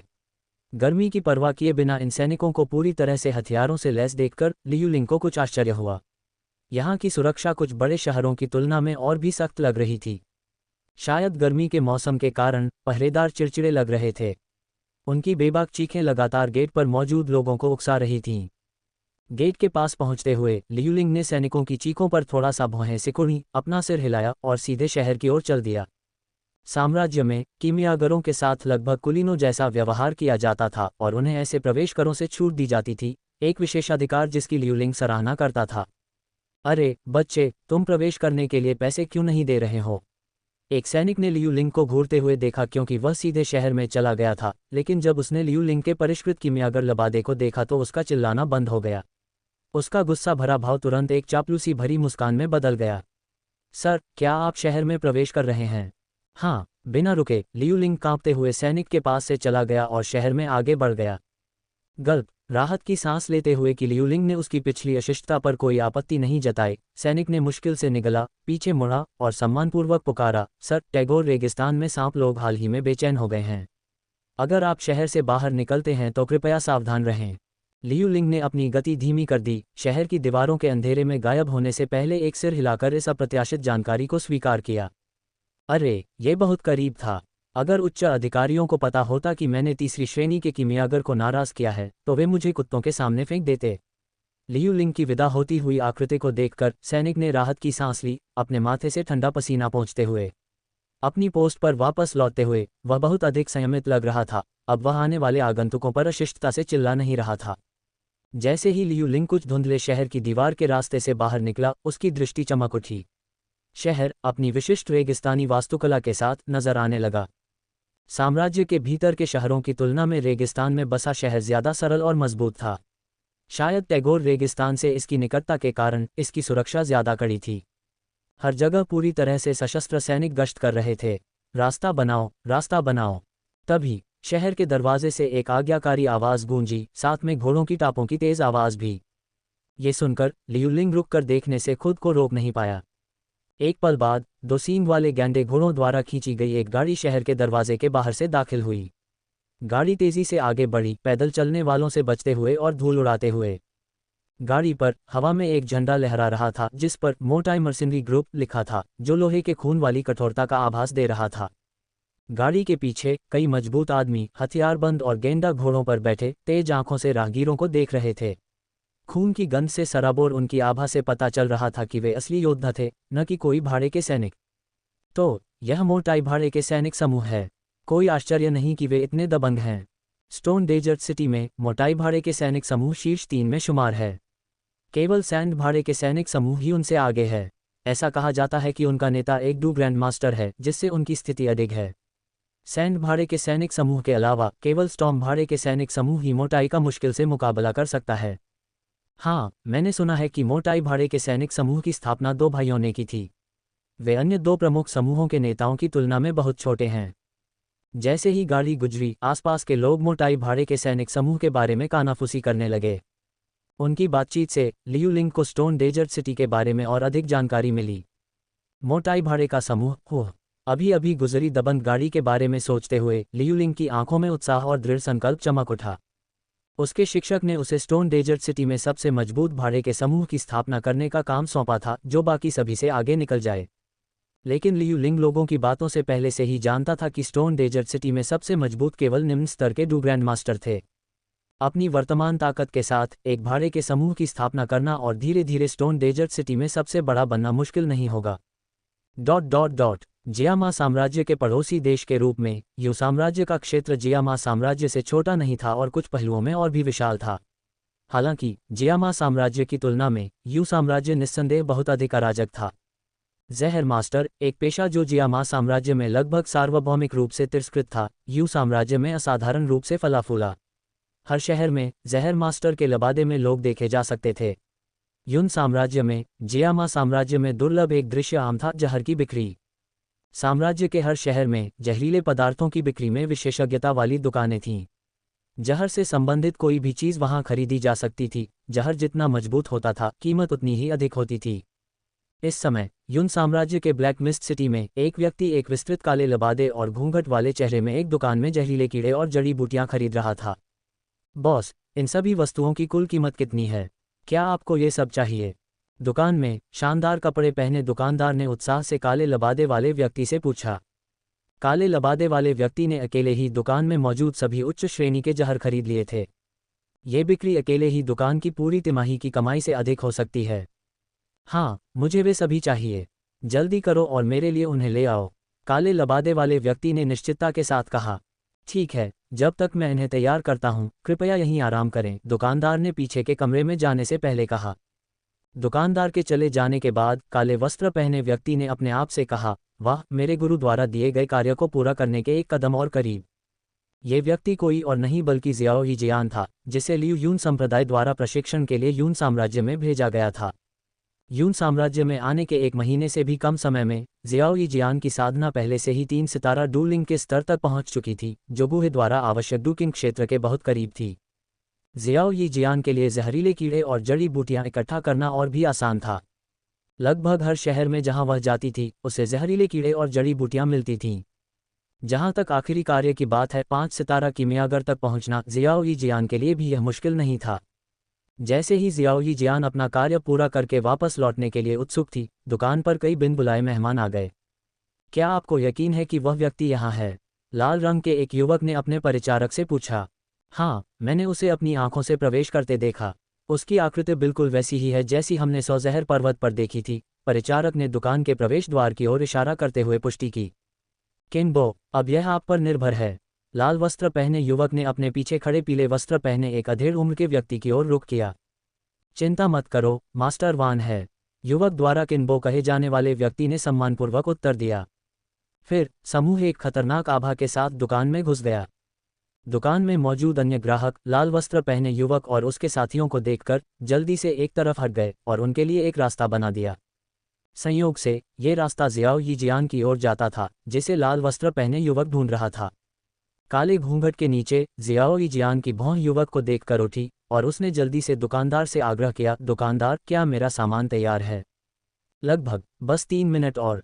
जियाओ यीजियान की बात सुनकर दुकानदार जवाब देने के लिए जल्दी से बाहर आया। ये कहने के बाद दुकानदार ने लाल वस्त्र पहने युवक को प्रवेश द्वार पर देखा। हालांकि वह थोड़ा घबराया हुआ था, फिर भी उसने मुस्कुराया और कहा, मास्टर वान है, आपकी उपस्थिति मेरी छोटी सी दुकान की शोभा बढ़ा रही है। बकवास बंद करो, मैं तुमसे कह रहा हूं, आज उसे कुछ मत बेचना। दुकानदार के चापलूसी भरे अंदाज को देखकर वान है ने तिरस्कारपूर्वक कहा। आह मास्टर वान, इस ग्राहक का व्यापार मेरी दुकान के लिए लगभग 3 महीने के मुनाफे के बराबर है। दुकानदार ने कुछ परेशान होकर जवाब दिया। तुम कमीने, क्या तुम मेरी बात नहीं समझे? क्या तुम्हें लगता है कि मैं आज तुम्हें और तुम्हारी दुकान को गायब कर सकता हूँ? वान है ने गुस्से में धमकी दी। आह, वान है को दुकानदार पर अपना गुस्सा निकालते देख जियाओ यीजियान ने जोर से आह भरी। तुम्हारा नाम वान है न? अगर तुम्हें कोई समस्या है तो मुझसे बात करो, दूसरों को परेशान मत करो। जियाओ यीजियान की प्रतिक्रिया सुनकर वान हाई के चेहरे पर एक मजाकिया मुस्कान आ गई और उसने कहा, सच में? आज मैं देखना चाहता हूं कि छोटी जहरीली लड़की के घूंघट के नीचे कौन सा चेहरा छिपा है जिसने ब्लैक माउंटेन पर 1 दर्जन से ज्यादा लोगों को मार डाला। जैसे ही उसने कहा, उसके पीछे खड़े किनबो ने अचानक जियाओ यीजियान की ओर दौड़ लगाई। उसके शरीर में एक शक्तिशाली डूबी हुई ऊर्जा उमड़ पड़ी और जब वह जियाओ यीजियान से लगभग 10 मीटर दूर था तो उसने एक मुक्का मारा जिससे एक कटोरे के आकार की पीली रोशनी निकली। डूबी भौतिकीकरण, ये कुछ ऐसा था जो केवल एक डू ग्रैंड मास्टर ही कर सकता था। इस पीली रोशनी को देखकर दुकानदार की पुतलियां फैल गईं और उसके पैर हिलने में असमर्थ हो गए। देखने वाले भी चौंक गए। किसने सोचा होगा कि वान परिवार के युवा मालिक के पास एक डू ग्रैंड मास्टर के रूप में एक परिचारक होगा।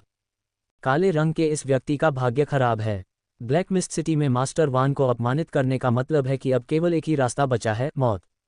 इस समय सभी की नज़रों में जियाओ यीजियान लगभग मर चुका था। हालांकि उसके बाद जो हुआ उसने सभी को चौंका दिया। जब शक्तिशाली पीली रोशनी जियाओ यीजियान से लगभग आधा मीटर दूर थी तो उसने धीरे से अपना हाथ आगे बढ़ाया। उसकी पीली हथेली पर बैंगनी रोशनी की एक पतली परत दिखाई दी और उसने पीली रोशनी को अपने हाथ में पकड़ लिया। एक धीमी आवाज के बाद जियाओ यीजियान सभी के सामने सुरक्षित दिखाई दिया। उद्धरण चिन्ह, केवल एक 8 सितारा डू ग्रैंड मास्टर जिसने तुम्हें मुझ पर हमला करने का साहस दिया। एक ठंडी फटकार के साथ जियाओ यीजियान तेजी से किनबो की ओर बढ़ा।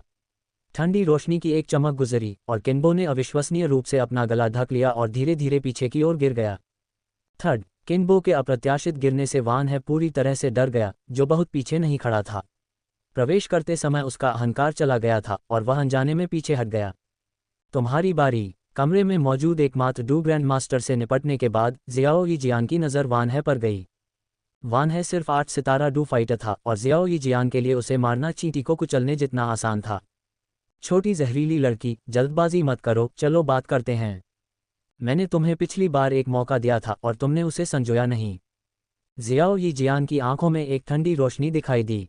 यूं साम्राज्य में उसने बहुत ज्यादा हत्याएं देखी थीं और उसे कई लड़ाइयों में भाग लेने के लिए मजबूर किया गया था, इसलिए उसे अब हत्या करने से कोई परहेज नहीं था। अध्याय 237, जियानान अकादमी में रहस्यमय आगंतुक। तुम्हारी हिम्मत मत करो, मेरे पिता एक डू किंग हैं, एक शक्तिशाली व्यक्ति। अगर तुम मुझे यहाँ मार दोगे तो ब्लैक मिस्ट सिटी में तुम्हारे लिए कोई जगह नहीं होगी, वान हाई ने धमकी भरे अंदाज में कहा जबकि वह दरवाजे की ओर पीछे हट गया। तभी एक पीले रंग का कोहरा उसे घेर लेता है और जियाओ यीजियान हल्के से उसके पास से गुजरता है। आह, एक डू किंग के साथ एक और संघर्ष। ऐसा लगता है कि अगले शहर में जाने का समय आ गया है, जियाओ यीजियान ने दुकान से बाहर निकलते समय आह भरी। इसके बाद वह कई सड़कों को पार करती हुई सीधे शहर के द्वार की ओर बढ़ गई। जियाओ यीजियान के जाने के बाद अन्य ग्राहक और दुकान के सहायक जो सदमे में जम गए थे, सभी चिल्लाए और बाहर भाग गए। भागो, वान परिवार का दूसरा युवा मालिक मर चुका है। जैसे ही सड़कों पर इसी तरह की चीखें फैलीं, एक चाय की दुकान की दूसरी मंजिल पर बैठा एक सफ़ेद वस्त्रधारी युवक अनजाने में अपने हाथ में चाय का प्याला कुचल गया। फिर वह सड़क पर कूद गया, बेतरतीब ढंग से एक राहगीर को पकड़ लिया और जोर से पूछा, मुझे बताओ, क्या ये सच है कि वान परिवार का दूसरा युवा मालिक मर चुका है? हाँ, वह वहाँ मर गया, अधेड़ उम्र के आदमी ने एक दिशा की ओर इशारा करते हुए कहा। उस आदमी का वर्णन सुनने के बाद सफ़ेद वस्त्रधारी युवक का चेहरा धीरे धीरे काला पड़ गया और वह उस दुकान की ओर भागा जहां वान है की मौत हुई थी। छोटे है, निश्चिंत रहो, मैं तुम्हारा बदला लूंगा, उसने वान है की काली पड़ चुकी लाश को देखकर शोकपूर्ण ढंग से घोषणा की। 1 घंटे बाद एक सफ़ेद वस्त्रधारी बुजुर्ग अचानक ब्लैक मिस्ट सिटी के ऊपर से उड़ता हुआ एक निश्चित दिशा में जा रहा था। यूनान संप्रदाय में जियुकाई घाटी के ठंडे तालाब के किनारे किंगलिन ने कुशलता से एक हरे मोती को जैड की बोतल में रखा, फिर छोटी कैयर की ओर मुड़ा और कहा, कैयर बहन, शिक्षक ने कहा कि वरिष्ठ भाइयों और बहनों को अपना प्रशिक्षण पूरा करने में 1 साल लग सकता है। इसका मतलब है कि अगर मैं 365 मोती इकट्ठा करता हूं तो वे सभी वापस आ सकते हैं। हाँ किंगलिन बहन, एक बार जब आप 365 मोती इकट्ठा कर लेंगे तो वे वापस आ जाएंगे, कैयर ने धीरे से उत्तर दिया। कैयर की प्रतिक्रिया सुनकर किंगलिन ने घाटी के कुछ हद तक अलौकिक आकाश को घूरते हुए देखा, फिर अपना सिर हिलाया और कहा, नहीं, मैं बस दिन गिनती नहीं रह सकती।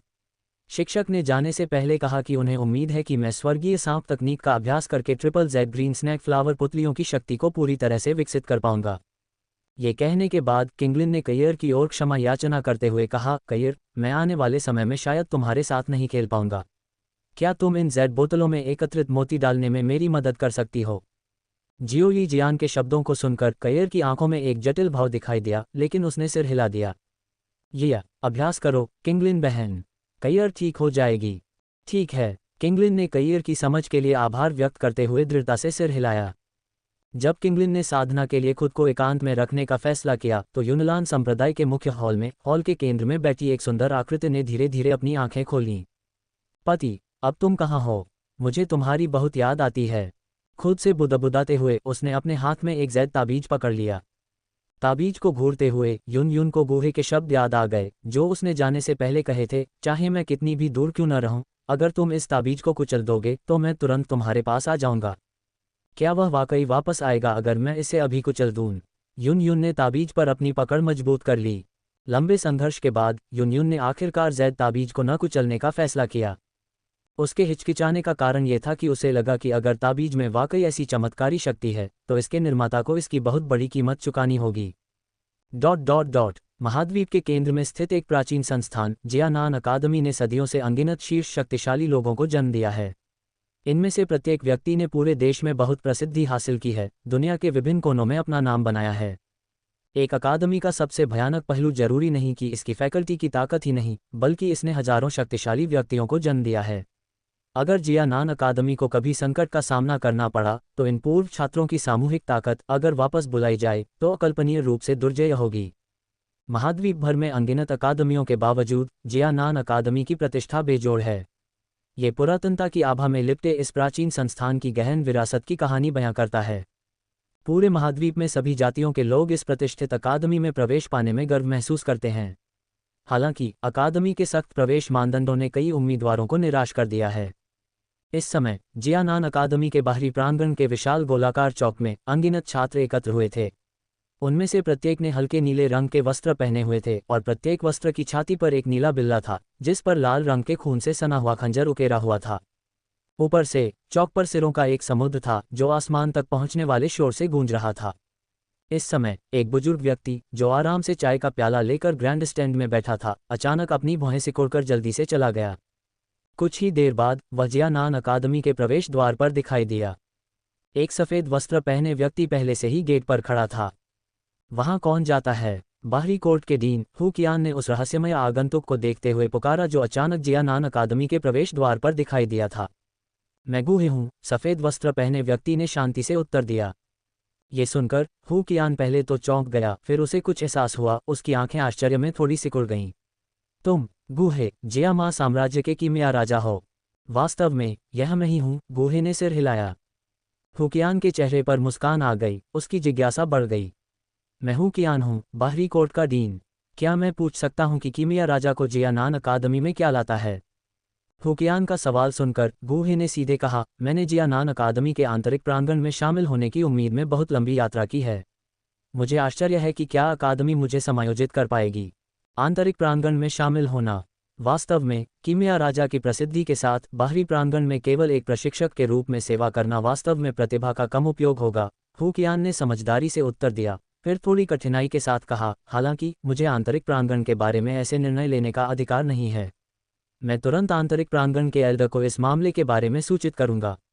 परिणाम के लिए यह मेरे नियंत्रण से बाहर है, तो मुझे इस मामले में डीन हुकियान को परेशान करना चाहिए, गूहे ने थोड़ा झुकते हुए कहा। यह बिल्कुल भी परेशानी नहीं है। कृपया कीमिया राजा थोड़ी देर आराम करें और मैं तुरंत आंतरिक प्रांगण में जाऊंगा। हुकियान ने आंतरिक प्रांगण की ओर तेजी से जाने से पहले उत्तर दिया। अध्याय 238 जियानान अकादमी में शामिल होना।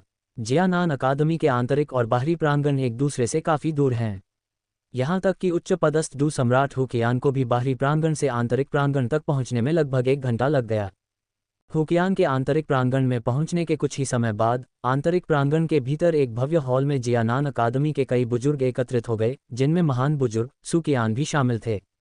उस समय एक बुजुर्ग जो 9 सितारा डू सम्राट के पद पर पहुंच गया था ने हुकियान की रिपोर्ट सुनने के बाद संदेह के साथ पूछा, हुकियान, क्या तुम इस बारे में निश्चित हो?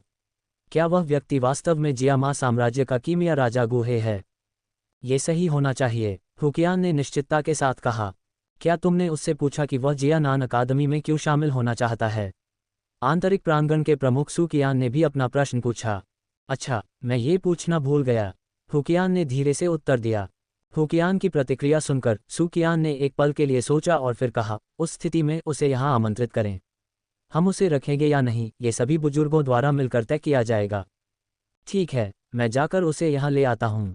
सुकियान के सुझाव पर हुकियान ने सिर हिलाया और फिर जल्दी से बाहरी प्रांगण में वापस चला गया।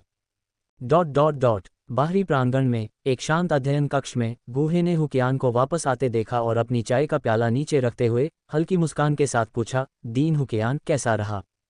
श्री गूहे, कृपया मेरे साथ आंतरिक प्रांगण में आइए। महान बुजुर्ग और अन्य बुजुर्ग आपसे व्यक्तिगत रूप से मिलना चाहेंगे, हुकियान ने आमंत्रित करते हुए इशारा किया। ठीक है, हल्के से सिर हिलाते हुए गूहे बाहरी प्रांगण के पीछे एक जंगल की ओर हुकियान के पीछे चला गया। जल्द ही गूहे ने आगे एक अजीब स्थानिक बल महसूस किया।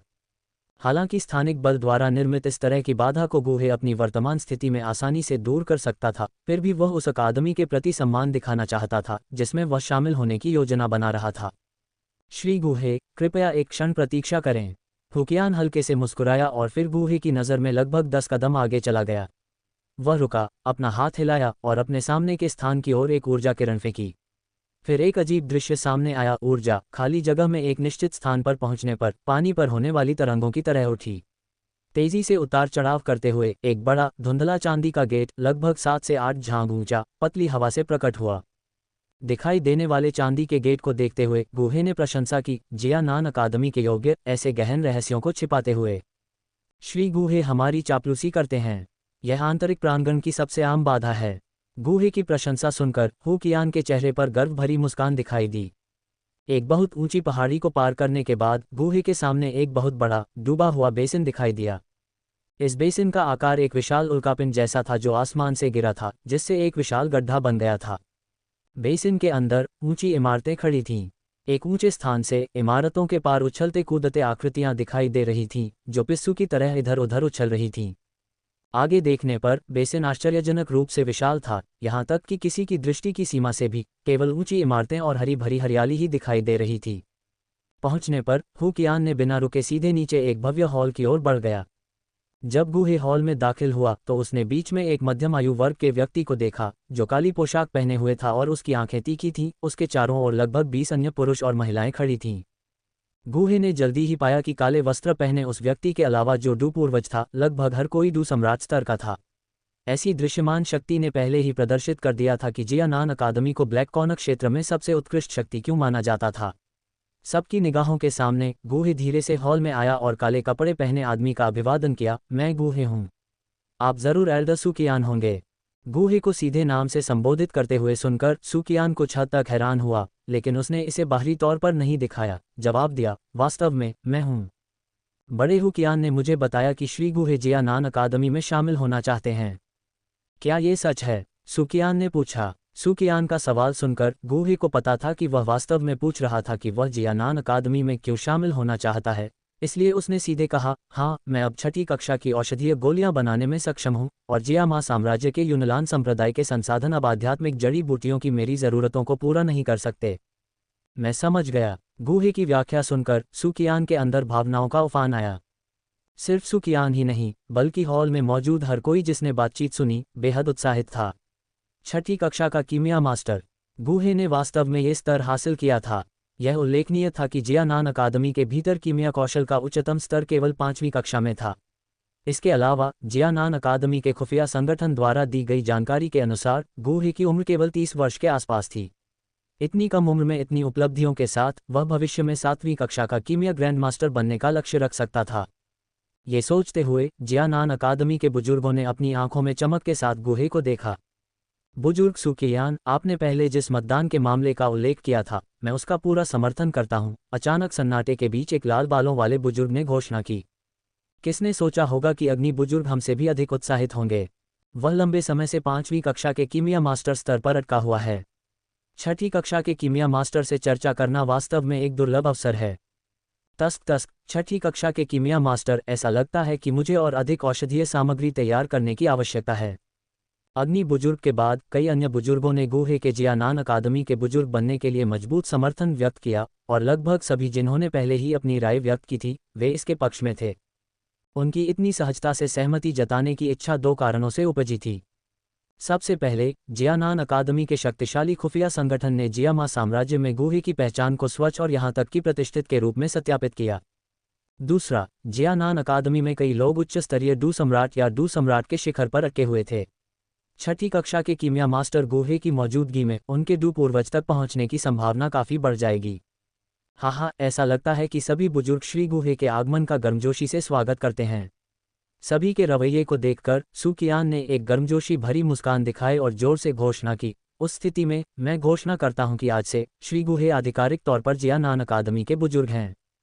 घोषणा के बाद सुकियान गूहे के पास गया और धीरे से कहा, बड़े गूहे, आपको गोलियां बनाने के लिए जिन औषधीय सामग्रियों की आवश्यकता है, उन्हें अकादमी द्वारा प्राथमिकता के रूप में प्रदान किया जाएगा जब तक कि यह हमारी क्षमता के भीतर हो। गूहे ने मुस्कुराते हुए थोड़ा झुककर कहा, मैं इसके लिए एल्डर सुकियान को धन्यवाद देता हूँ। अध्याय 239, कीमिया। इसके बाद सुकियान ने एक एक करके उपस्थित बुजुर्गों को गूहे से मिलवाया, जिससे गूहे आधिकारिक तौर पर जियानान अकादमी की एल्डर काउंसिल का सदस्य बन गया।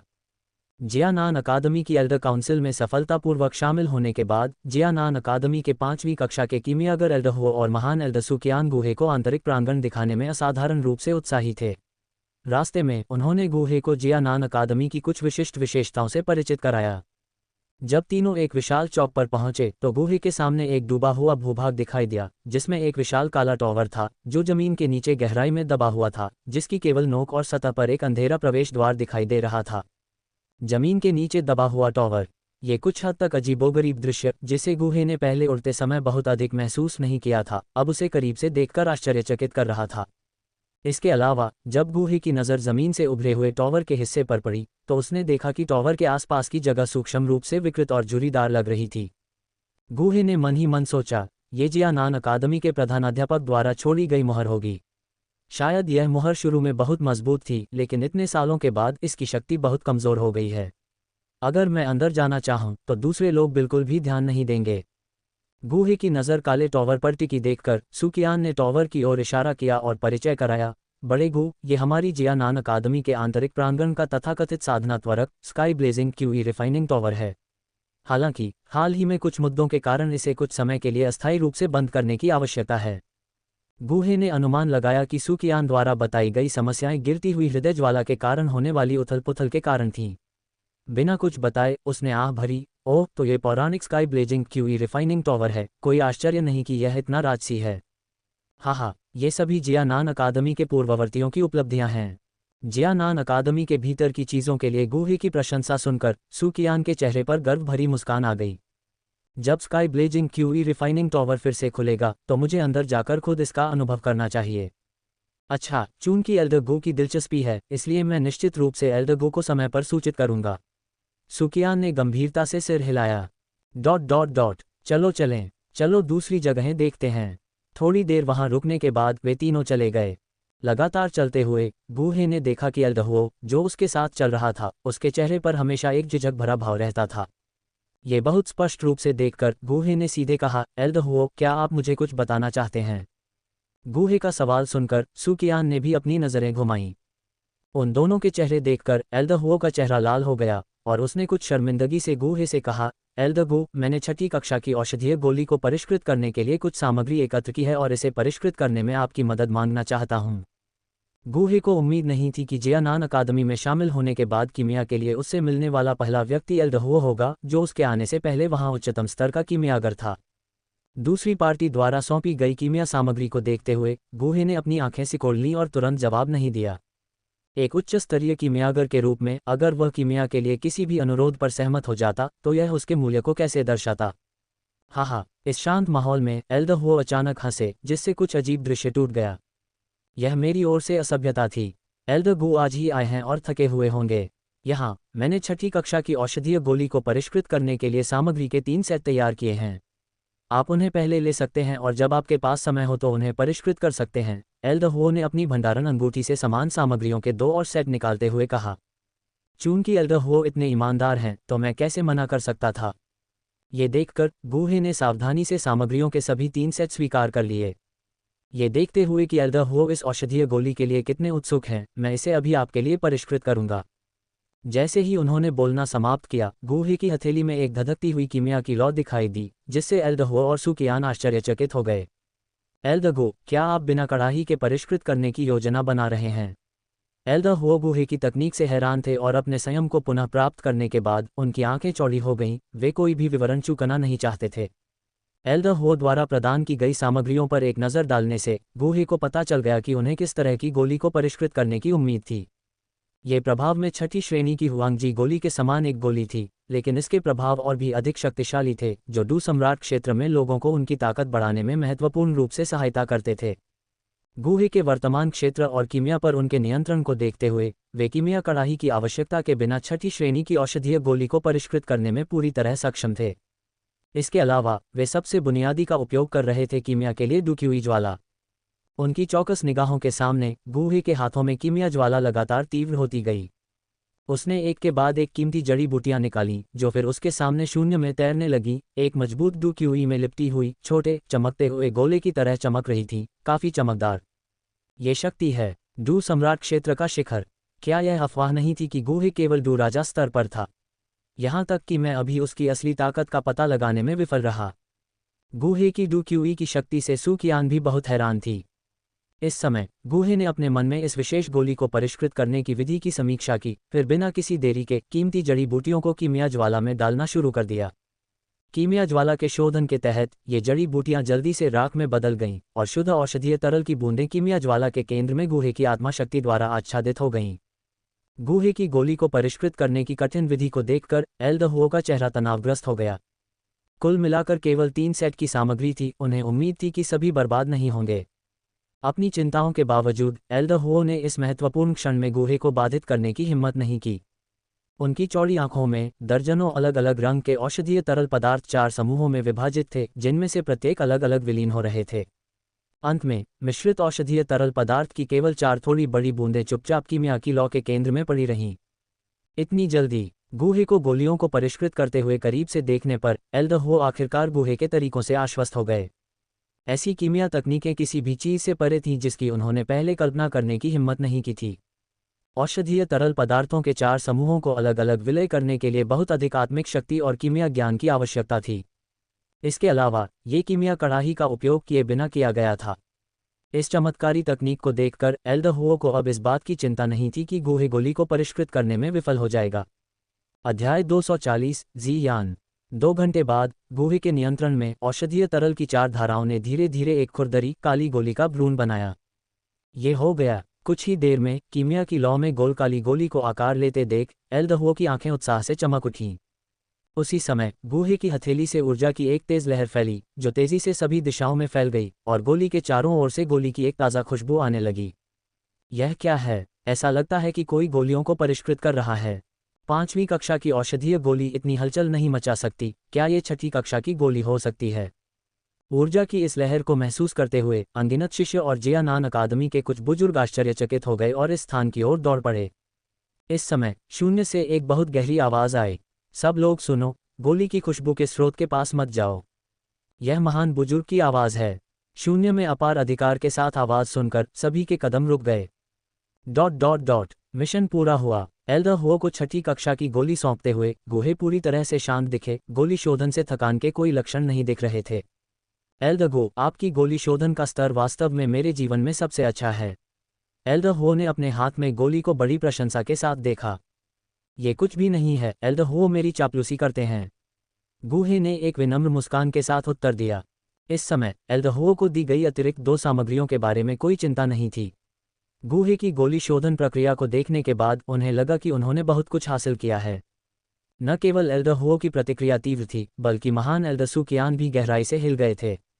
हालांकि सुकियान को गोली शोधन के बारे में बहुत जानकारी नहीं थी, लेकिन उसने एल्डर हुओ की आंखों में आश्चर्य देखा और गोली शोधन में गुहे की गति से आश्चर्यचकित था। आधे दिन से भी कम समय में छठी कक्षा की एक औषधीय गोली को सफलतापूर्वक परिष्कृत किया गया, और उस पर 100% सफलता दर के साथ। इस समय सुकियान को गुहे जैसे गोली शोधन गुरु के होने का और भी अधिक महत्व महसूस हुआ। ऐसा प्रतिभाशाली गोली शोधक अगर अच्छी तरह से पेश नहीं आया तो एक दिन जियानान अकादमी छोड़ सकता है। ये सोचते हुए सुकियान ने एक गर्म मुस्कान दिखाई और एक सफ़ेद जेड टोकन निकाला, इसे गुहे को पेश किया। एल्डर गो, ये टोकन अकादमी की औषधीय जड़ी बूटियों के पुस्तकालय में किसी भी स्टोर रूम तक पहुंच प्रदान करता है। आप बिना किसी प्रतिबंध के अपनी ज़रूरत की कोई भी जड़ी बूटी ले सकते हैं। यह उचित नहीं हो सकता है, मैं अभी अभी जियानान अकादमी में शामिल हुआ हूं और इस तरह का उपचार प्राप्त करने से गपशप हो सकती है। सुकियान से जेड टोकन प्राप्त करने पर गुहे हैरान रह गया। उसने यह उम्मीद नहीं की थी कि छठी कक्षा की औषधीय गोली को परिष्कृत करने मात्र से जियानान अकादमी के महान बुजुर्ग उसके उपचार में और सुधार कर देंगे। बड़े गु बहुत चिंता करते हैं, प्राचीन काल से ही खजाने हमेशा सक्षम लोगों के पास रहे हैं। सुकियान ने फिर भी गुहे की ओर जेड टोकन बढ़ाया। गुहे की हिचकिचाहट को देखकर अधीर बुजुर्ग हुओ ने भी मना लिया, बड़े गु, कृपया इसे स्वीकार करें। हालांकि अकादमी में कोई भी छठी कक्षा की औषधीय गोली को परिष्कृत नहीं कर सकता है, फिर भी हमारे पास ऐसी औषधीय जड़ी बूटियां बहुत हैं और आप 7वीं कक्षा की गोली के नुस्खों में भी कुछ सूचीबद्ध पा सकते हैं। उस स्थिति में मैं अब मना नहीं करूंगा। उनके आग्रह को देखकर गुहे ने अनिच्छा से सुकियान द्वारा पेश किए गए जेड टोकन को स्वीकार कर लिया। यह अधिक पसंद है। गुहे को जेड टोकन स्वीकार करते हुए देखकर सुकियान और बुजुर्ग हुओ दोनों ने राहत की सांस ली। उन्हें डर था कि गुहे मना कर सकते हैं। अगले ही पल एल्डर हुओ ने सुकियान की ओर रुख किया और कहा, चूंकि एल्डर गु यहाँ नए हैं और अभी तक अकादमी के माहौल से परिचित नहीं हैं, इसलिए मुझे उन्हें यहाँ दिखाने की अनुमति दें। इसके तुरंत बाद गुहे और एल्डर हुओ जियानान अकादमी के औषधीय जड़ी बूटियों के भंडार में पहुंचे। एल्डर हुओ, आप फिर यहाँ क्यों आए हैं? क्या तुम अभी कुछ समय पहले ही जड़ी बूटियां इकट्ठा करने यहाँ आए हो? एल्डर हुओ को आते देख औषधीय जड़ी बूटियों के भंडार के प्रवेश द्वार पर सादे वस्त्र में एक व्यक्ति दिखाई दिया। हाँ एल्डर हाओ, इस बार मुझे आध्यात्मिक जड़ी बूटियां इकट्ठा करने की ज़रूरत नहीं है। एल्डर हुओ ने हल्की हंसी के साथ समझाया, यह एल्डर गु है जो अभी अभी अकादमी में शामिल हुआ है और उसके पास स्टोर रूम में प्रवेश करने के लिए ग्रेट एल्डर से जेड टोकन है। मैं गुहे हूँ। अभिवादन करते हुए गुहे ने जेड टोकन दिखाया जो सुकियान ने उसे दिया था। एल्डर गु, स्पष्ट रूप से एल्डर हाओ, जो औषधीय जड़ी बूटियों के भंडार की रखवाली का प्रभारी था, गुहे के अस्तित्व से अनजान था। हालांकि उसने गुहे के हाथ में जेड टोकन को पहचान लिया। चूंकि तुम्हारे पास ग्रेट एल्डर से जेड टोकन है, इसलिए तुम जो भी आध्यात्मिक जड़ी बूटियां लेना चाहो ले लो। एल्डर हाओ ने कुछ हद तक असहाय होकर कहा। धन्यवाद, गुहे ने शांति से कहा, फिर आगे बढ़कर कमरे में प्रवेश किया। आंतरिक भाग। अरे, जेड टोकन के साथ केवल एक व्यक्ति ही अंदर जा सकता है, तुम पीछे क्यों चल रहे हो? मैं स्वाभाविक रूप से एल्डर गु के लिए रास्ता बना रहा हूँ। मैं तुम्हें बहुत अच्छी तरह से जानता हूँ, चाहे तुम आज कुछ भी कहो, तुम अंदर नहीं जा सकते। गुहे के प्रवेश करने के बाद एल्डर हुओ और एल्डर हाओ की बहस करने वाली आवाज़ें पीछे से सुनी जा सकती थीं। उनकी बातचीत सुनकर गुहे ने हंसते हुए अपना सिर हिलाया, फिर गलियारे के अंत की ओर देखा जहां एक हल्का ऊर्जा अवरोध था और धीरे धीरे जेड टोकन को स्लॉट में डाला। जेड टोकन के सम्मिलित होने के साथ ऊर्जा अवरोध से प्रकाश धीरे धीरे फैल गया। अंदर एक विशाल कमरा था जो एक नर्म चमक में लिपटा हुआ था, और जैसे ही गुहे अंदर गया उसकी नज़र चारों ओर घूम गई और उसके चेहरे पर धीरे धीरे आश्चर्य की झलक दिखाई दी। पूरे कमरे की भीतरी दीवारें दूधिया सफ़ेद जेड की एक परत से ढकी हुई थीं, यहाँ तक कि फर्श भी बिना किसी अंतराल के बड़े करीने से व्यवस्थित सफ़ेद जेड टाइलों से बना था और इन जेड से नर्म चमक निकल रही थी। जियानान अकादमी वास्तव में विवरण पर ध्यान देती है। गूहे प्रशंसा करने से खुद को रोक नहीं सका। ये सफ़ेद जेड काफ़ी महंगे थे, लेकिन औषधीय जड़ी बूटियों को संरक्षित करने में ये बहुत कारगर थे। ऐसी सीलबंद जगह में कीमती जड़ी बूटियां अपने औषधीय गुणों को लगभग नहीं खोती थीं और उनके भंडारण का समय काफ़ी बढ़ाया जा सकता था। इस तरह की व्यवस्था स्थानिक छल्लों में सामान्य भंडारण से कहीं बेहतर थी। सफ़ेद जैद से लिपटे विशाल कमरे में कई गलियारे थे, जिनमें दोनों तरफ पूरी तरह से सफ़ेद जैद से बनी लंबी अलमारियां थीं। गूहे आराम से गलियारे से नीचे चला गया, अलमारियों की सामग्री पर नज़र डाली और तुरंत सभी प्रकार की दुर्लभ और विदेशी जड़ी बूटियां जो बाहर बहुत दुर्लभ थीं, चुपचाप वहां खड़ी थीं, जड़ी बूटियों की अलग अलग खुशबू के साथ। हालांकि ये जड़ी बूटियां जितनी कीमती थीं, उनमें से बहुत कम ही गूहे की नज़र में आ सकीं। साधारण छठी कक्षा की औषधीय गोलियों को परिष्कृत करने के लिए ज़रूरी कुछ सहायक सामग्री लेने के बाद गूहे आगे बढ़ गया। अचानक गूहे को लगा कि औषधीय जड़ी बूटियों के पुस्तकालय में अन्य लोग भी मौजूद हैं।